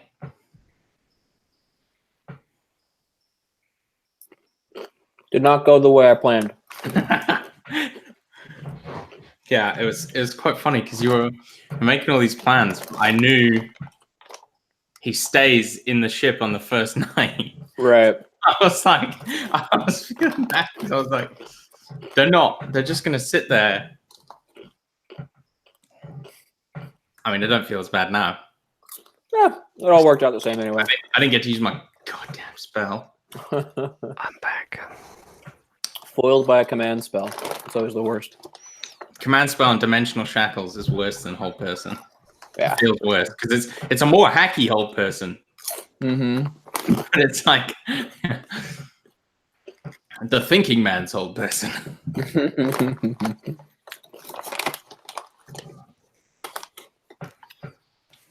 Once every 30 days, the creature can make a DC 30 strength athletic checks to break out. Wow. His max is 29. Yeah. Sadness. I mean, I guess a natural 20 would still do it, right? It's an ability check though, isn't it? To get out, or is it? It's an athletics check, yeah. Yeah. So in 5e, that's not a guaranteed success if it's an ability. Oh, really? Yeah. It's like this huge thing that Jeremy Crawford went on a mad Twitter rant about. Really? Because like everyone, like a lot of people play it that way because 20 means auto success. He's like in D&D 5e, in ability checks, a natural 20 is not a guaranteed success. Right. Yeah, it's only to hit rolls that you get something on a 1 or a 20. Like a 1 isn't a natural fail. Right. On I mean, that makes sense. Like some things are just beyond human ability sometimes, Yeah. Like dimensional shackles. He's just going to have to start lifting until he can bump his strength up. Except I got him hogtied.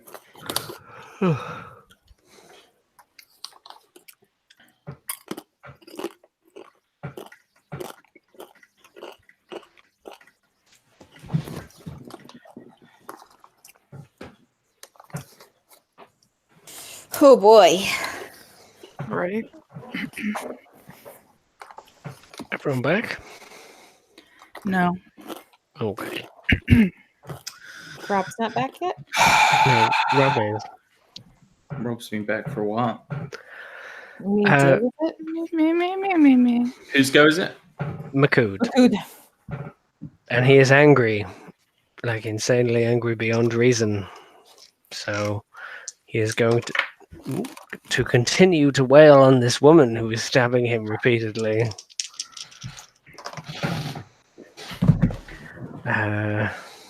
Repeated stabbings are definitely the worst kind. 18 and 27. The both hit. They both. The both hit. They both on the axe attack. 9 and 8. So 15 and 16 damage. Oh, she did. What does that look like? So that guy behind him is dead because as he kind of tried to leave, he got an axe in the back. On his backswing. Yeah, on the backswing, and then and Kolo is gone, and it's just him and the woman who's hacking at him and hasn't. Well, not that he really at this point would acknowledge any kind of surrender. So it's him just kind of advancing into the room and just huge swings repeatedly. You see like a look of fear in her eyes for a second, and then it's just dead. It's like the Hulk and Black Widow thing on the helicarrier. And yeah, she's in 3 pieces or something. Yeah.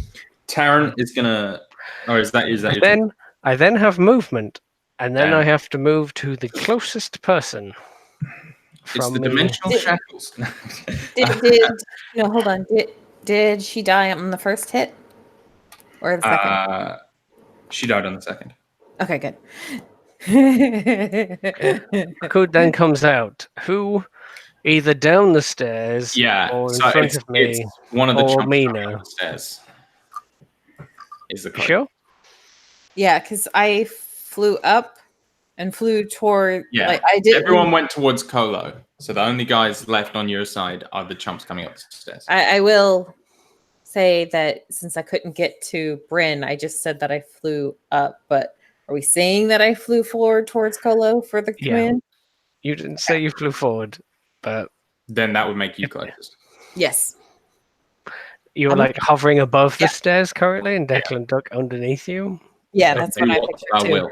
Then Makud kind of like you hear the as like blood splatters everywhere, and then there is like a slow turn, and you might turn around, and in the darkness you see just like 2, I don't know, red eyes at this point coming towards you, and then like a hand wraps around the door. You got that mad cow disease? Jam, basically. and there is an axe protruding from the darkness, and he's now right next to you. Makut. He doesn't like grab at her or anything, though. Yes. Sun's getting real low, big guy. She's about to get like fucking Loki'd, my dude. Like I am a. It's just fucking someone like shredding on a guitar in the corner. Taryn will turn and begin just taking apart Mooks. That guy only had 3 hit points left, so he's fucking dead. There's one left up front. Does he have upstairs? Does he have? Or are they all dead?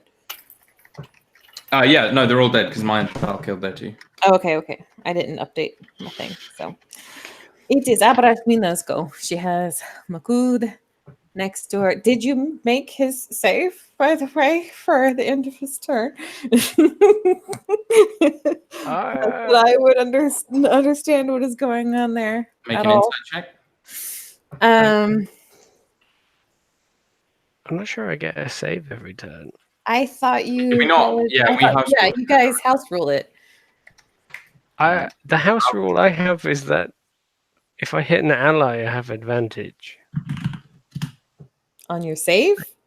On the save, yeah. But So that was just something we made up. Is I had to hit someone and then he realizes. But oh, I see. That's no good.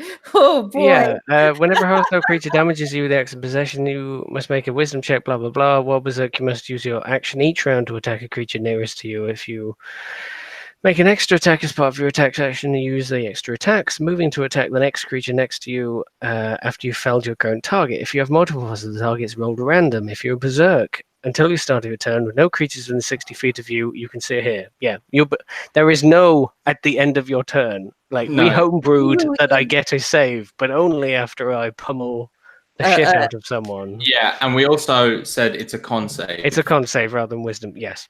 Okay. But you have to hit somebody friendly Take first. off the team. Yep. For him to realize the error of his ways, but the X does not give you chance to break out of it. Kolo surrendered. He's looking real angry right now. And Makud is really scary, but he's always kind of scary. Sure.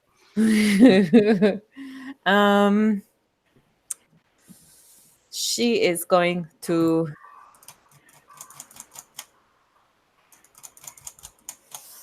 and Bryn is real hurt somewhere that she can't see.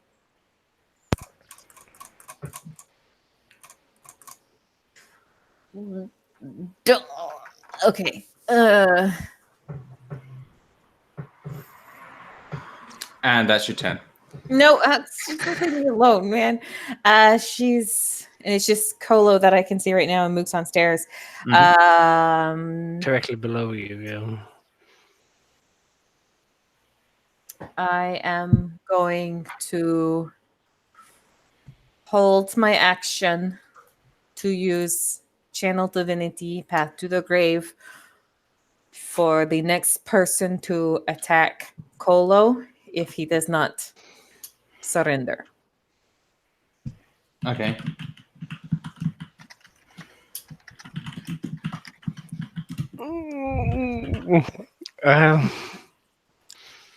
I have no idea if I'm treated as a hostile creature would get opportunity attacks, because that's not how it's described. But you didn't move. You just have to make Yeah.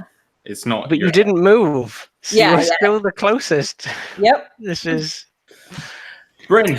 Why would she run away from the Makud? Well, I did say you make an insight check, but you just. I don't want to use my action and insight check. Oh. Okay, Bryn. All right, so Bryn's gonna step out into the other room or in the hallway or whatever, and kind of walk towards Kolo. Mm-hmm. It's over, friend. Just go ahead and surrender. We both know the preacher wants to snap you, and we can help you. Just tell your men to stand down. The only reaction you get is for him to spit at you. And it's like thrashing his hands from side to side as though trying to break the shackles. I really wish you hadn't have done that. Bryn, help me disarm him. Sure, he has He's not got a weapon. implements and things like that. Yeah. Dude's a hexblade. He can't take his weapon. Dude's not a hexblade. Well, his He still can't take his weapon. yeah. Well, I mean, he fucking pissed Bryn off, so Dissonant Whispers at 3rd level. Ooh. All right, go for it. You need to make a save. Does that count as an attack? Yes. Okay. Then as Bryn starts casting, Barashmina does the path to the grave thing, so he's going to have vulnerability to this attack. Okay. What was the save? 15. No, but what save? Wisdom. Wisdom. Okay. With a minus D4. With a minus D4, that may swing it. Okay, no, it's only a -1. He gets a 17. So he takes half damage. But From it takes double damage. But yeah. So he just takes regular damage, which is 23 damage. 23 damage. Okay. He does not even look remotely close to death. Don't care. We've barely attacked him. Don't care. He spit at me. It was kind of one of those, you shouldn't have done that. Wipe the spit from my eye. Declan will sort of shout, Bryn, he's helpless. He's on prison. So the crew coming up the stairs see Makud and are going to start backing down again. Except the peg leg guy, he continues up the stairs, staying strategically further away than Abrashmina, but is going to turn and look. Why? He doesn't know. Why would he do that, Rob? He doesn't want to be close to the giant wall of muscle and meat and axes. But It's not about trying to make Abrashmina hit him. It's about he thinks the Minotaur is not going to hit him through Abrashmina. He has no reason to think that. Yeah. Okay, fine. He's staying further away so that the Minotaur isn't as close to him, not so that Abrashmina is closer than he is. To be fair, I wouldn't get any closer to Makuta. Yeah. But does would he rather there was something between you and the past? Does he go past Makud and trigger an attack of opportunity, though? No, he's coming part way up the stairs and looking around. But Makud is, if the way we described it, Abrashmina is right above the stairs. That would put Makud right at the bit. So he's Makud has to be at the edge of the stairs. Yeah. So this guy is like whack-a-moling right now. Pretty much. Okay. Because the stairs are flush with the floor. Yeah, he's just coming up enough to see. And he says, Captain! Captain! And like Kolo gives him like a wild look. And the man's good eye goes wide. And the little peg leg guy just says, where is it? It's a thing. He says, Uria viset karad, and then turns and begins running down the hall again. What did Back he say? down towards the lower deck? Yeah. Does that trigger an attack of opportunity from Makud? No. Do I know what he said? I'm typing it in the chat. It is not in... what languages do you all speak?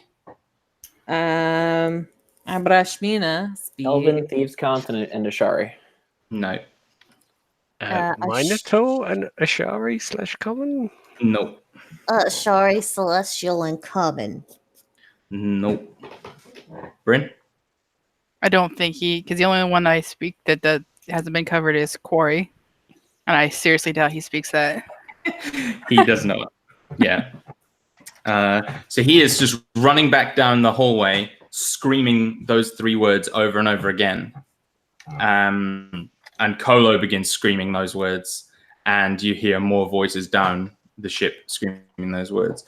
Though, strangely, the crew members, who are the mooks, not one of the, not this guy or Kolo, get this, like, their eyes go wide, and they start, like, looking around for a means of escape. Does Makud get an attack of opportunity on peg leg guy? No. Why Already not? said that. Why not? Because he's not close enough. Okay. He came up the stairs enough to where he could see, but stay away from there at the top of the stairs. But yeah, okay, fine. It's Thalamaya's go, but there's no more mooks around, and everyone else is running away. So they're just gonna wait, like come up and like basically prepare in case Kolo tries anything. On Kolo's turn, he is gonna stand and try and like smash through you guys. Though I'm gonna say with 4 of you there, Declan and the 3 NPCs, like he's not escaping. It doesn't specify what kind of shackles. I don't think the dimensional shackles are. I always pictured them as like wrist, bar to feet. Well, the picture of them is just wrist to wrist. Yeah. Oh, is it? Okay, I don't have the picture in front of me. They're because they look like mundane shackles. Yeah. It's magic. You made him mad. Good. Whoops, sorry, definitely didn't close the tab.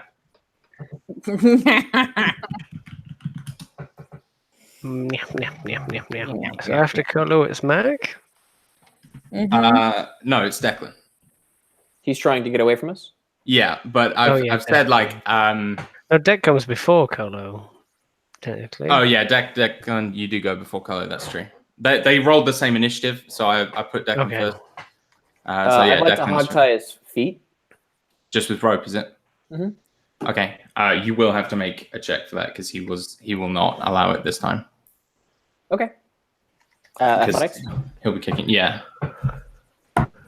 Does he have advantage because of Maya all preparing for Kolo? I will, yeah, you do have advantage. He did crit though, or not crit, but yeah. So did I actually did crit. You crit as well. I rolled a natural 20 with a +6. 26. Okay, he has a +9. Mhm. Did he roll a natural 20? Yeah. Yes, Oh, that's what he son of a said, bitch. man. Yeah, he's 29. Yeah, so you can't quite get on. He's not moving. He's just like kicking his he's just thrashing crazily. He's not going to be able to get away from you guys. But like at this point, you can't tie his legs, so it's not really that much of a setback. He's just making life difficult at this point. Okay. Is that everything you'd like to do? That was my action, right? Yeah, that would have been your action. Let's see. A little worried about all this ominous chanting. Yep.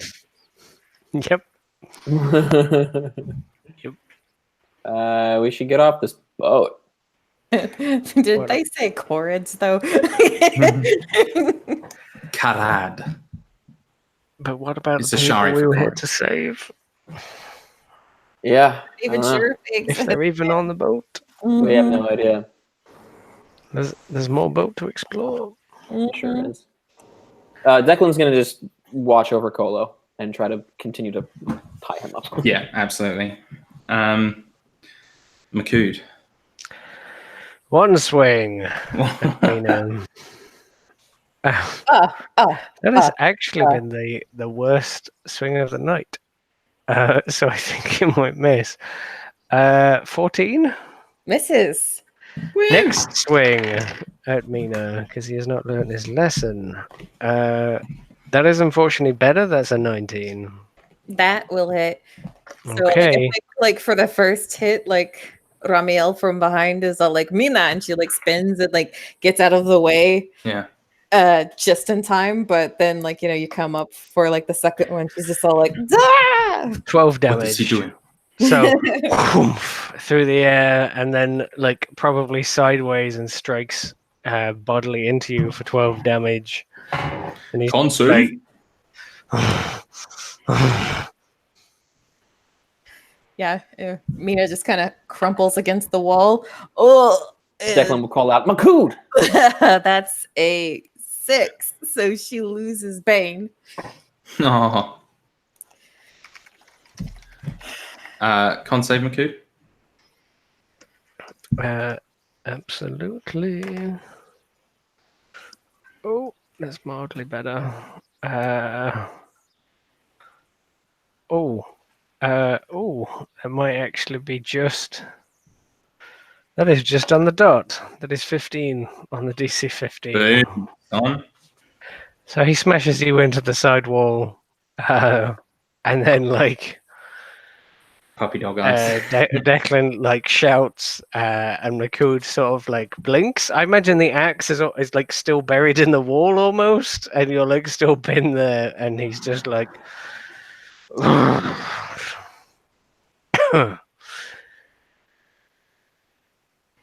Oh look, we won! She's just like, oh, Makud. So, is that your turn, Makud? Did we know that there was Yes. this enchantment on his axe that would cause him to do this? Nope. No one still knows. You This is- thought originally that it was something the trapper did to him with a poison. Okay, got it. But then you figured out, actually, Dylan did figure out that it, or Declan did figure out that it wasn't a poison. Like, Right. none of the poisons had that kind of property. So, But we didn't have But anything we still else. don't know it's the axe. Yeah, this is the first time he's done it since then. yeah. He didn't take any damage during the Rakshasa fight.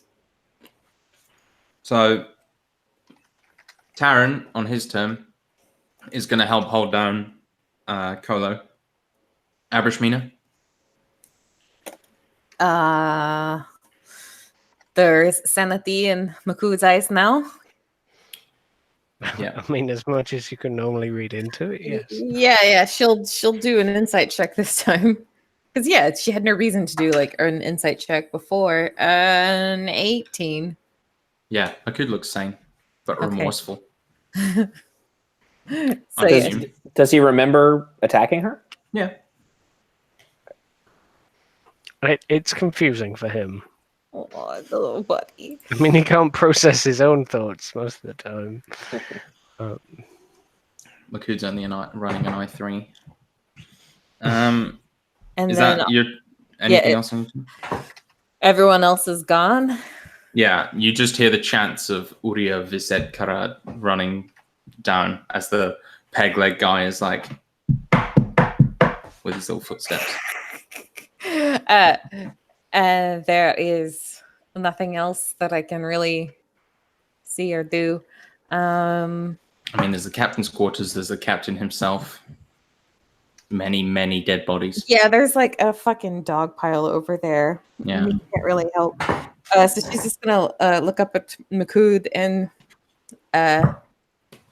she would be giving you puppy dog eyes, but it's just like the white. But it's just Makud, are you all right? He kind of like blinks at you. We won? Makud, you attacked Mina. We are still in combat, guys. Yeah. So conversation will be limited, just Yeah. FYI. Okay. Yeah. Bryn, unless Abrishmina needs to move or whatever. No, I think she's good. Okay.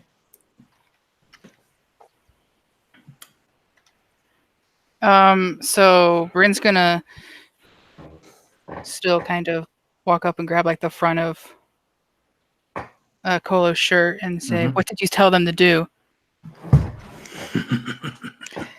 Okay, and then I'm gonna cast Detect Thoughts. Okay. Oh boy. Does he save? Nope, not for this part. I can initially learn the So surface. it's just like Whatever surface thoughts he's thinking. Yeah, and what is most on his mind at the moment for right now? Okay, most on his mind. Yes. I'll say you learn the meaning of the phrase Uria Viset Karad, which is a glorious death. And you see images of like guano and oil in the bottom of the ship. You see like a flash of fire, and you see this image of these 12 or so slaves in the bottom of the boat, bound not with chains, but with like clamps around, two wrists to the wall, so they look like they're flexing almost, and then one around their neck, all bound with individual locks to the walls, and they're all halflings, so they're hanging from these. They can't stand, they can't reach the floor, so their feet are just dangling, and they're like almost choking, and it's cutting into their necks. And that's all you get on the first one. All right, I'll just say he's gonna blow this place up. It's already done. It's only been around. We can run fast. Well, it is the turn of the crew now. And you hear running. And then you hear the sounds of magic down below. And immediately you can sense there's a fire on board. You can smell burning oil. You can hear screams down below. You can hear this like feeble or like this chanting of Uria Viset Karad, like growing slowly more faint as the person who cast the spell is now dying and choking on smoke. And you immediately begin to feel hot.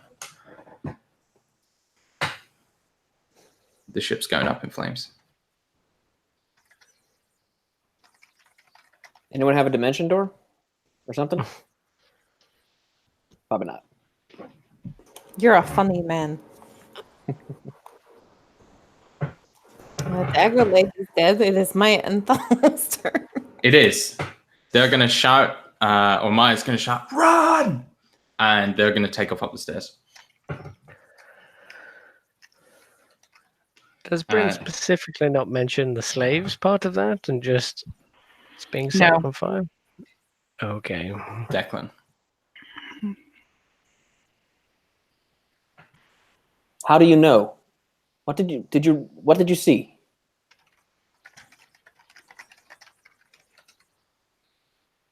Just trust me. Insight check. 29. Do I get the impression that she knows more than she's saying? I mean, you've known that she can do the weird thought stuff. She's done it before. No, I'm figuring that much at least. Whether or not I'm trying to see if Declan can figure out that there's people below and Brent is not telling him. I mean, she's definitely not telling you the whole truth.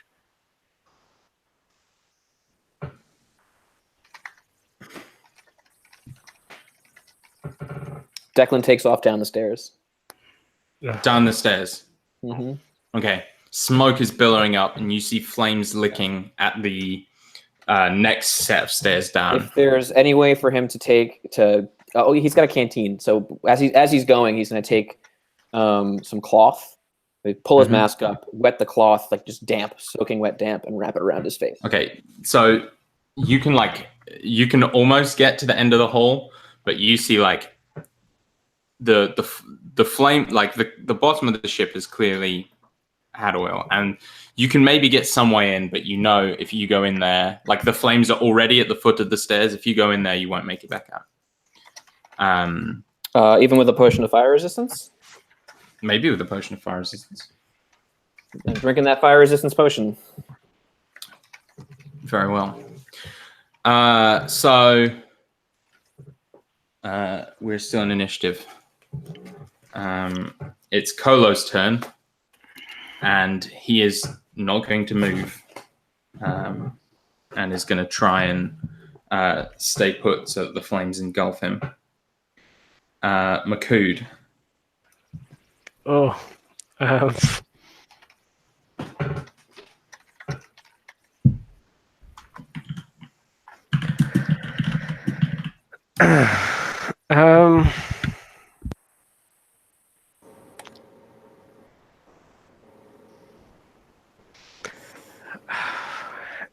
Like, no one has told him necessarily what to do, and Declan has like run off down the stairs. Declan apparently knows what there are slaves down below Deck's eyebrow quirks look like. I rolled a 29 on my insight. I think I figured it out. So the stairs that we're standing on, or the floor we're standing on, is the second floor.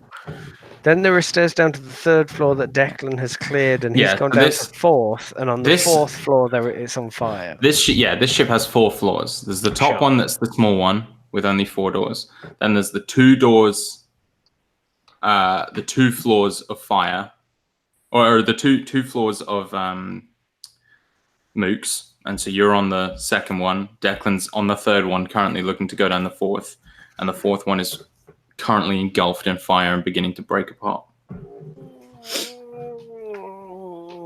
Declan's gonna die. You should decide whether you want to help him in this endeavor or get off the boat.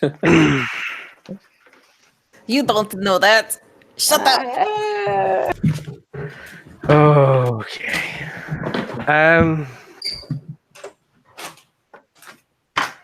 Fuck.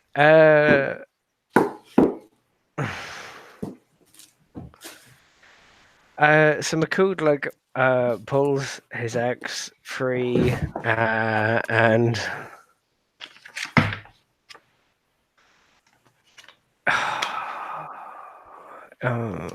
let's roll a dice.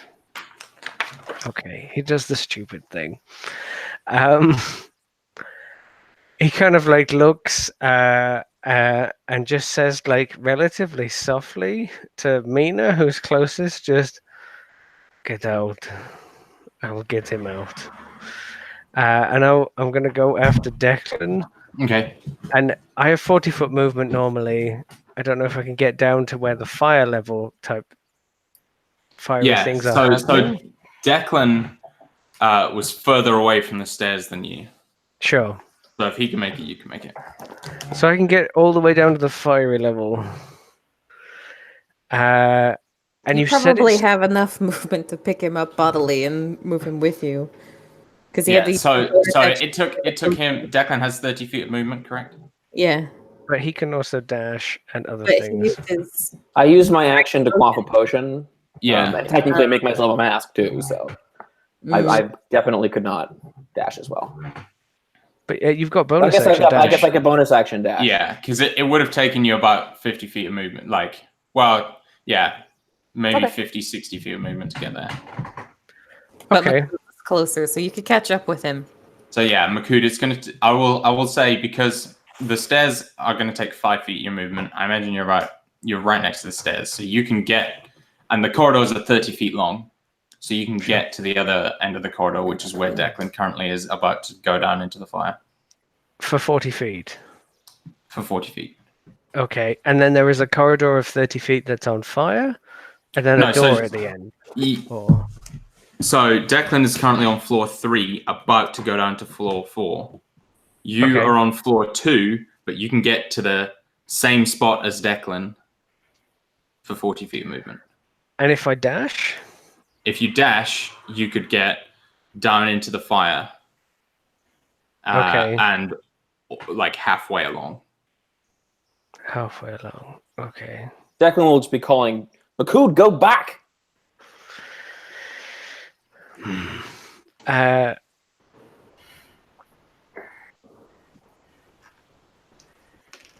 Roll the dice. Nope, doesn't listen. He is. If Makoud dies and Declan survives, it's going to really fuck Declan up. Yeah. I mean, that's the choice you made, man. I mean, yeah. I am going. Like, yeah, he's gonna dash. And he's gonna run past Declan and into the fire.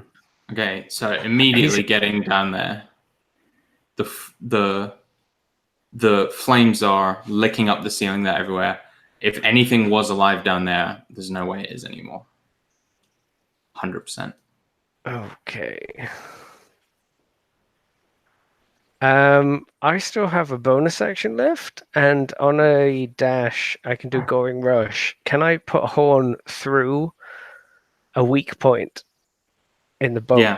And There's like, already some points like beginning to flood. okay, he's gonna smash into one of them, Okay. and hopefully douse the corridor, but also maybe making it too dangerous for Declan to carry on.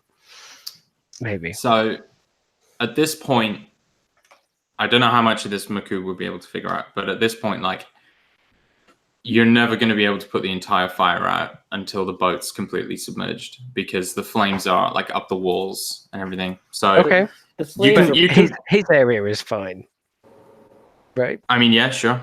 Okay. Yeah, he'll put a hole in it so like there's water spewing into his area. Yeah, he's so not on fire. water immediately just comes crashing through, and it causes like a chain reaction as the whole, like, the boat kind of starts to split along the weak wood, and like drips of water begin to turn to flows, and the bottom of the ship is breaking apart. You think you have seconds before it's just immediately, like, the whole thing is Okay. Well, going under. there's enough holes for him to come through and swim up, so I think he's okay. And I don't have any more. If the ship doesn't fall on him. Maybe. There'll be rolls. Okay. I'd imagine they would list. But okay. Terran's turn. Correct. Taran is going to grab Kolo and begin trying to drag him up the stairs. It's taking him a lot of time, though, because Kolo is resisting. But that's what he's doing. He's trying to get him out. But he can only get to the bottom of the stairs. Abrishmina. Now, Barashmina is going to like look down the stairs to where her friends went, like looking past Ramiel, and kind of like with this like lost expression on her face. You said that they were casting a spell down there. Mm-hmm.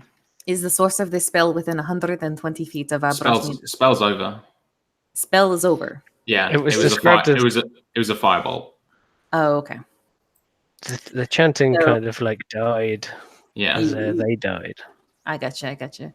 So, but I get the sense then that Dispel Magic will not put out any of the magical No, fire. this is not magical fire. Okay, not magical fire. Well, that was a thought. It was not going to be good enough. Okay.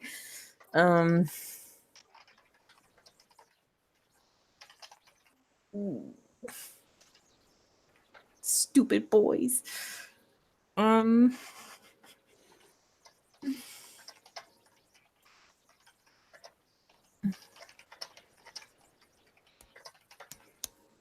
Don't make this about gender. You guys are stupid.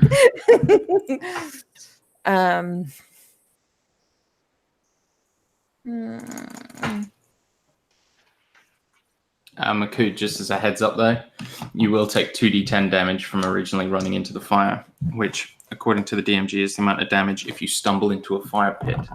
So Okay. that's 18 damage, fire damage, which I suppose Okay. I don't know if you can have. Oh, no. Can't have no. Okay. But yeah, and then after that, you won't take any more damage because you got water coming through. Cool. I forgot to say that. My apologies. Is Declan within sight of Abrashmina right now? Absolutely not. If she goes down the stairs, can she? If she see goes down the Declan? stairs, yeah, she can see him. She's going to cast command on Declan and tell him to return. Or is that a wisdom save? Yes. Ooh. So angry at all of you. It's a 15. That fails, I'm afraid. And so, like, it's kind of like one of those things. She like walks past Ramiel, and she like sees Declan at like the end of the hall, and she like commands you to return. And then she's going to go back up the stairs, like like doing one of those "mommy, get here right now" things, and then going back up, whatever movement she can to start getting out of the ship. Yeah. So the ship is going to collapse in 4 rounds, which is how much time you have to get out. It is now Is that 4 rounds, including this one? 4 rounds from the end of this one. From the end of this one. Okay, good. Yeah. Go. It is now Bryn's turn. Bryn is gonna start trying to help Taryn take Okay. Kolo out of here. So yeah, you guys get him up onto the deck.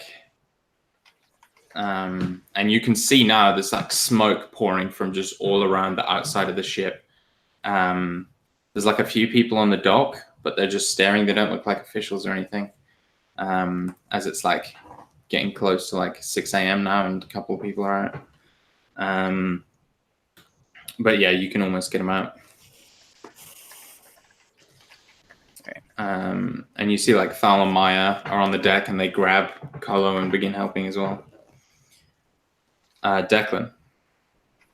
I guess I use all my faculties to return. Okay.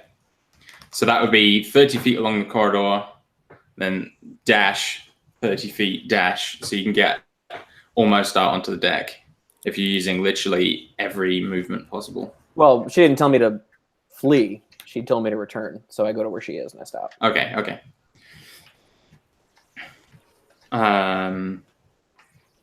In that case, Makud. Are we back to the top of the round already? Mm-hmm. Yeah.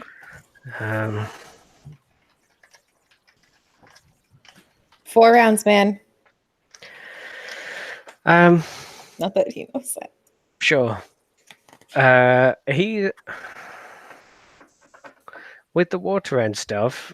Can he make it to the door just to see in before? You can, but Presumably you will be making taking fire. more damage Sure. because the fire isn't just on the floor. He's now got wet fur. Resistance, maybe. Okay, me rough way, then. you only take 1d10. Okay. Cheers. 8. 8. So you get to the door, you open it, and it's just like this roaring blaze. Staring in though, you do see like it looks like there's loads of corpses, like 3 or 4 in the center, and these like desiccated, ruined halfling bodies, chained up or against the wall. Now just like black and charred. So I think his hackles will raise, and then he'll like smash the wall to one side, like to the outside of the ship. Okay. And then he is going to attempt to, pull free. Yeah, swim so the up. water begins pouring in. You kind of force your way out into the sea. The ship will now collapse in 2 rounds.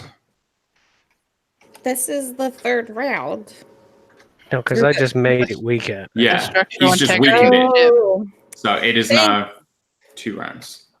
thanks, man. And he doesn't know. And you also like only one. You should dash, maybe. Average I mean, I Mina. have to try and get Declan up too. We're in the cabin, right? Isn't there a window? The second. You're You're on you the are second floor. yeah, you're just outside the cabin. Abarosh And you could run into the cabin and out the window if you wanted. Isn't Yeah, that a shorter way to the outside? Yeah, it is. Yeah. Mina also has her wings still, but she's also very weak. But she is going to grab Declan's hand and like start dragging him towards like Kolo's quarters to escape out the window. I guess she'll have to wait for his turn because she's going to want to make sure he gets out. So 30 feet of movement. She's in there, has like window open. Can I do a quick check to see if there's anything uber important in Kolo's quarters on the way? Make me a perception check with disadvantage. With disadvantage. Okay. Yeah, that makes sense. Makes sense. That's going to be a 15. There's nothing you see that catches your eye. It looks like a fairly standard captain's quarters. It would have been a 21 if I didn't have a disadvantage. Very well. 22.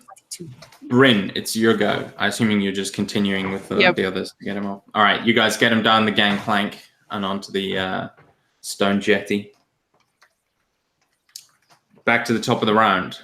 The ship will now collapse in 1 round. At the end of this round, or At the end of this round, the ship will be collapsing. Declan, it is your go. Makud is still making. So I don't know what happened to Makud. You don't know what happened to Makud. You just know there was fire and water. The ship is now like leaning very heavily to one side, and like running is starting to get difficult. I'm going to take out a bottle from my pouch and say, "This is a potion of water breathing. I'm going to drink it, and I'm going to find Makud. Get out the window." And I'm going to drink it and go find Makud. Jesus Christ. I'm not going to drown. I'll be fine. And Abarash Mina have a reaction to try and stop him. It's going to be bad because she's very weak, but she's going to try. I don't think you can opportunity attack grapple, I'm afraid. So, no. I mean, Declan assumes that Makud is drowning or something, or on fire. Mm-hmm. Or both. Mm-hmm. And so would Mina. Yes, I know. So what's Avrashmina going to do on her turn then if Declan's just sprinted out? He probably went way too far, way too fast for her to really follow. Mother bitch.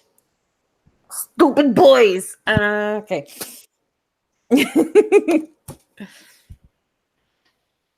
So, yeah, Declan runs off.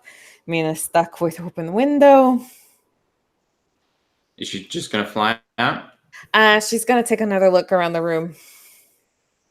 Do I still have disadvantage? Yeah. Okay.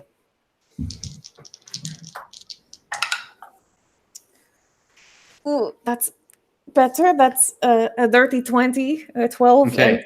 and a 14. So as the ship begins to tip sideways, something rolls off of a desk in his bedroom and kind of rolls out, and it's a crystal ball. Ooh. Ambanashmin is going to scoop it up and jump out the window. All right. It is the end of the round. The ship collapses. No, doesn't. Oh, Makud already. Makud didn't get his Makout should have turn. gone before you. Yeah, Makud Oh didn't yeah, get but his turn. Makood's off the ship now, and Okay. off the There ship you means go. out of combat in this instance. Yeah. So, with that, the ship smashes over. Declan, so I'm assuming you just used all your movement? Yeah, which is basically to try to get dash. underwater and look around for Makood, and if I don't see him right away, if there's a hole, I'll swim out the hole. So the water is just in the bottom. So as like just in the bottom layer at the moment, and then as it sort of tips, you are going to take a bit of bludgeoning damage because you are like thrown against the wall. Okay. That is going to be 10. Can I get like a dex save or something to have it? Yeah, that'll be fair. That's fair. How about a 18? Okay, yeah. So you can take 5. Okay. And then, you like smash against it. You feel the whole thing beginning to sink down. You're by a window in one of the rooms that you could escape through, or you could try and push on. I mean, do I see a Makood-sized hole? No, like so you wouldn't. Your movement wouldn't have been enough to get all the way down to the bottom yet. Oh, then I'm gonna keep going. Yeah. Okay, so you keep going, and the ship is sinking, but because you're potion of water breathing, which lasts how long? An hour. Quite an hour. Okay, yeah. So yeah, you're able to swim. It's pretty dangerous, but you're careful. You pick your way through, and you finally get to the bottom and see like the bottom of the ship is basically no longer existent. Like you swim down the stairs and you're all but like out in the sea now. Make a perception check. Sure. Yeah, I'm looking for any bodies that look like they might be remotely alive. Perception is going to be a 23. Okay, so you look up and you see Makood like kicking his way to the surface above you. Okay. You see a few drowned and burned sailors, but they. Do I see any of the even if they're dead? Do I see any of the bodies of any of the slaves or anything? So the slaves, nothing that you can recognize really. You can see like maybe a piece of the wall with like half of one of the slaves, like they're Completely eviscerated. Yeah, completely burned and then smashed, like they're just in bits now. But you can see Makood above you. Okay. And so, as you both surface and you see like everyone kind of gathered on the dock, I think we'll end the episode there. Okay. Abrashmina floating above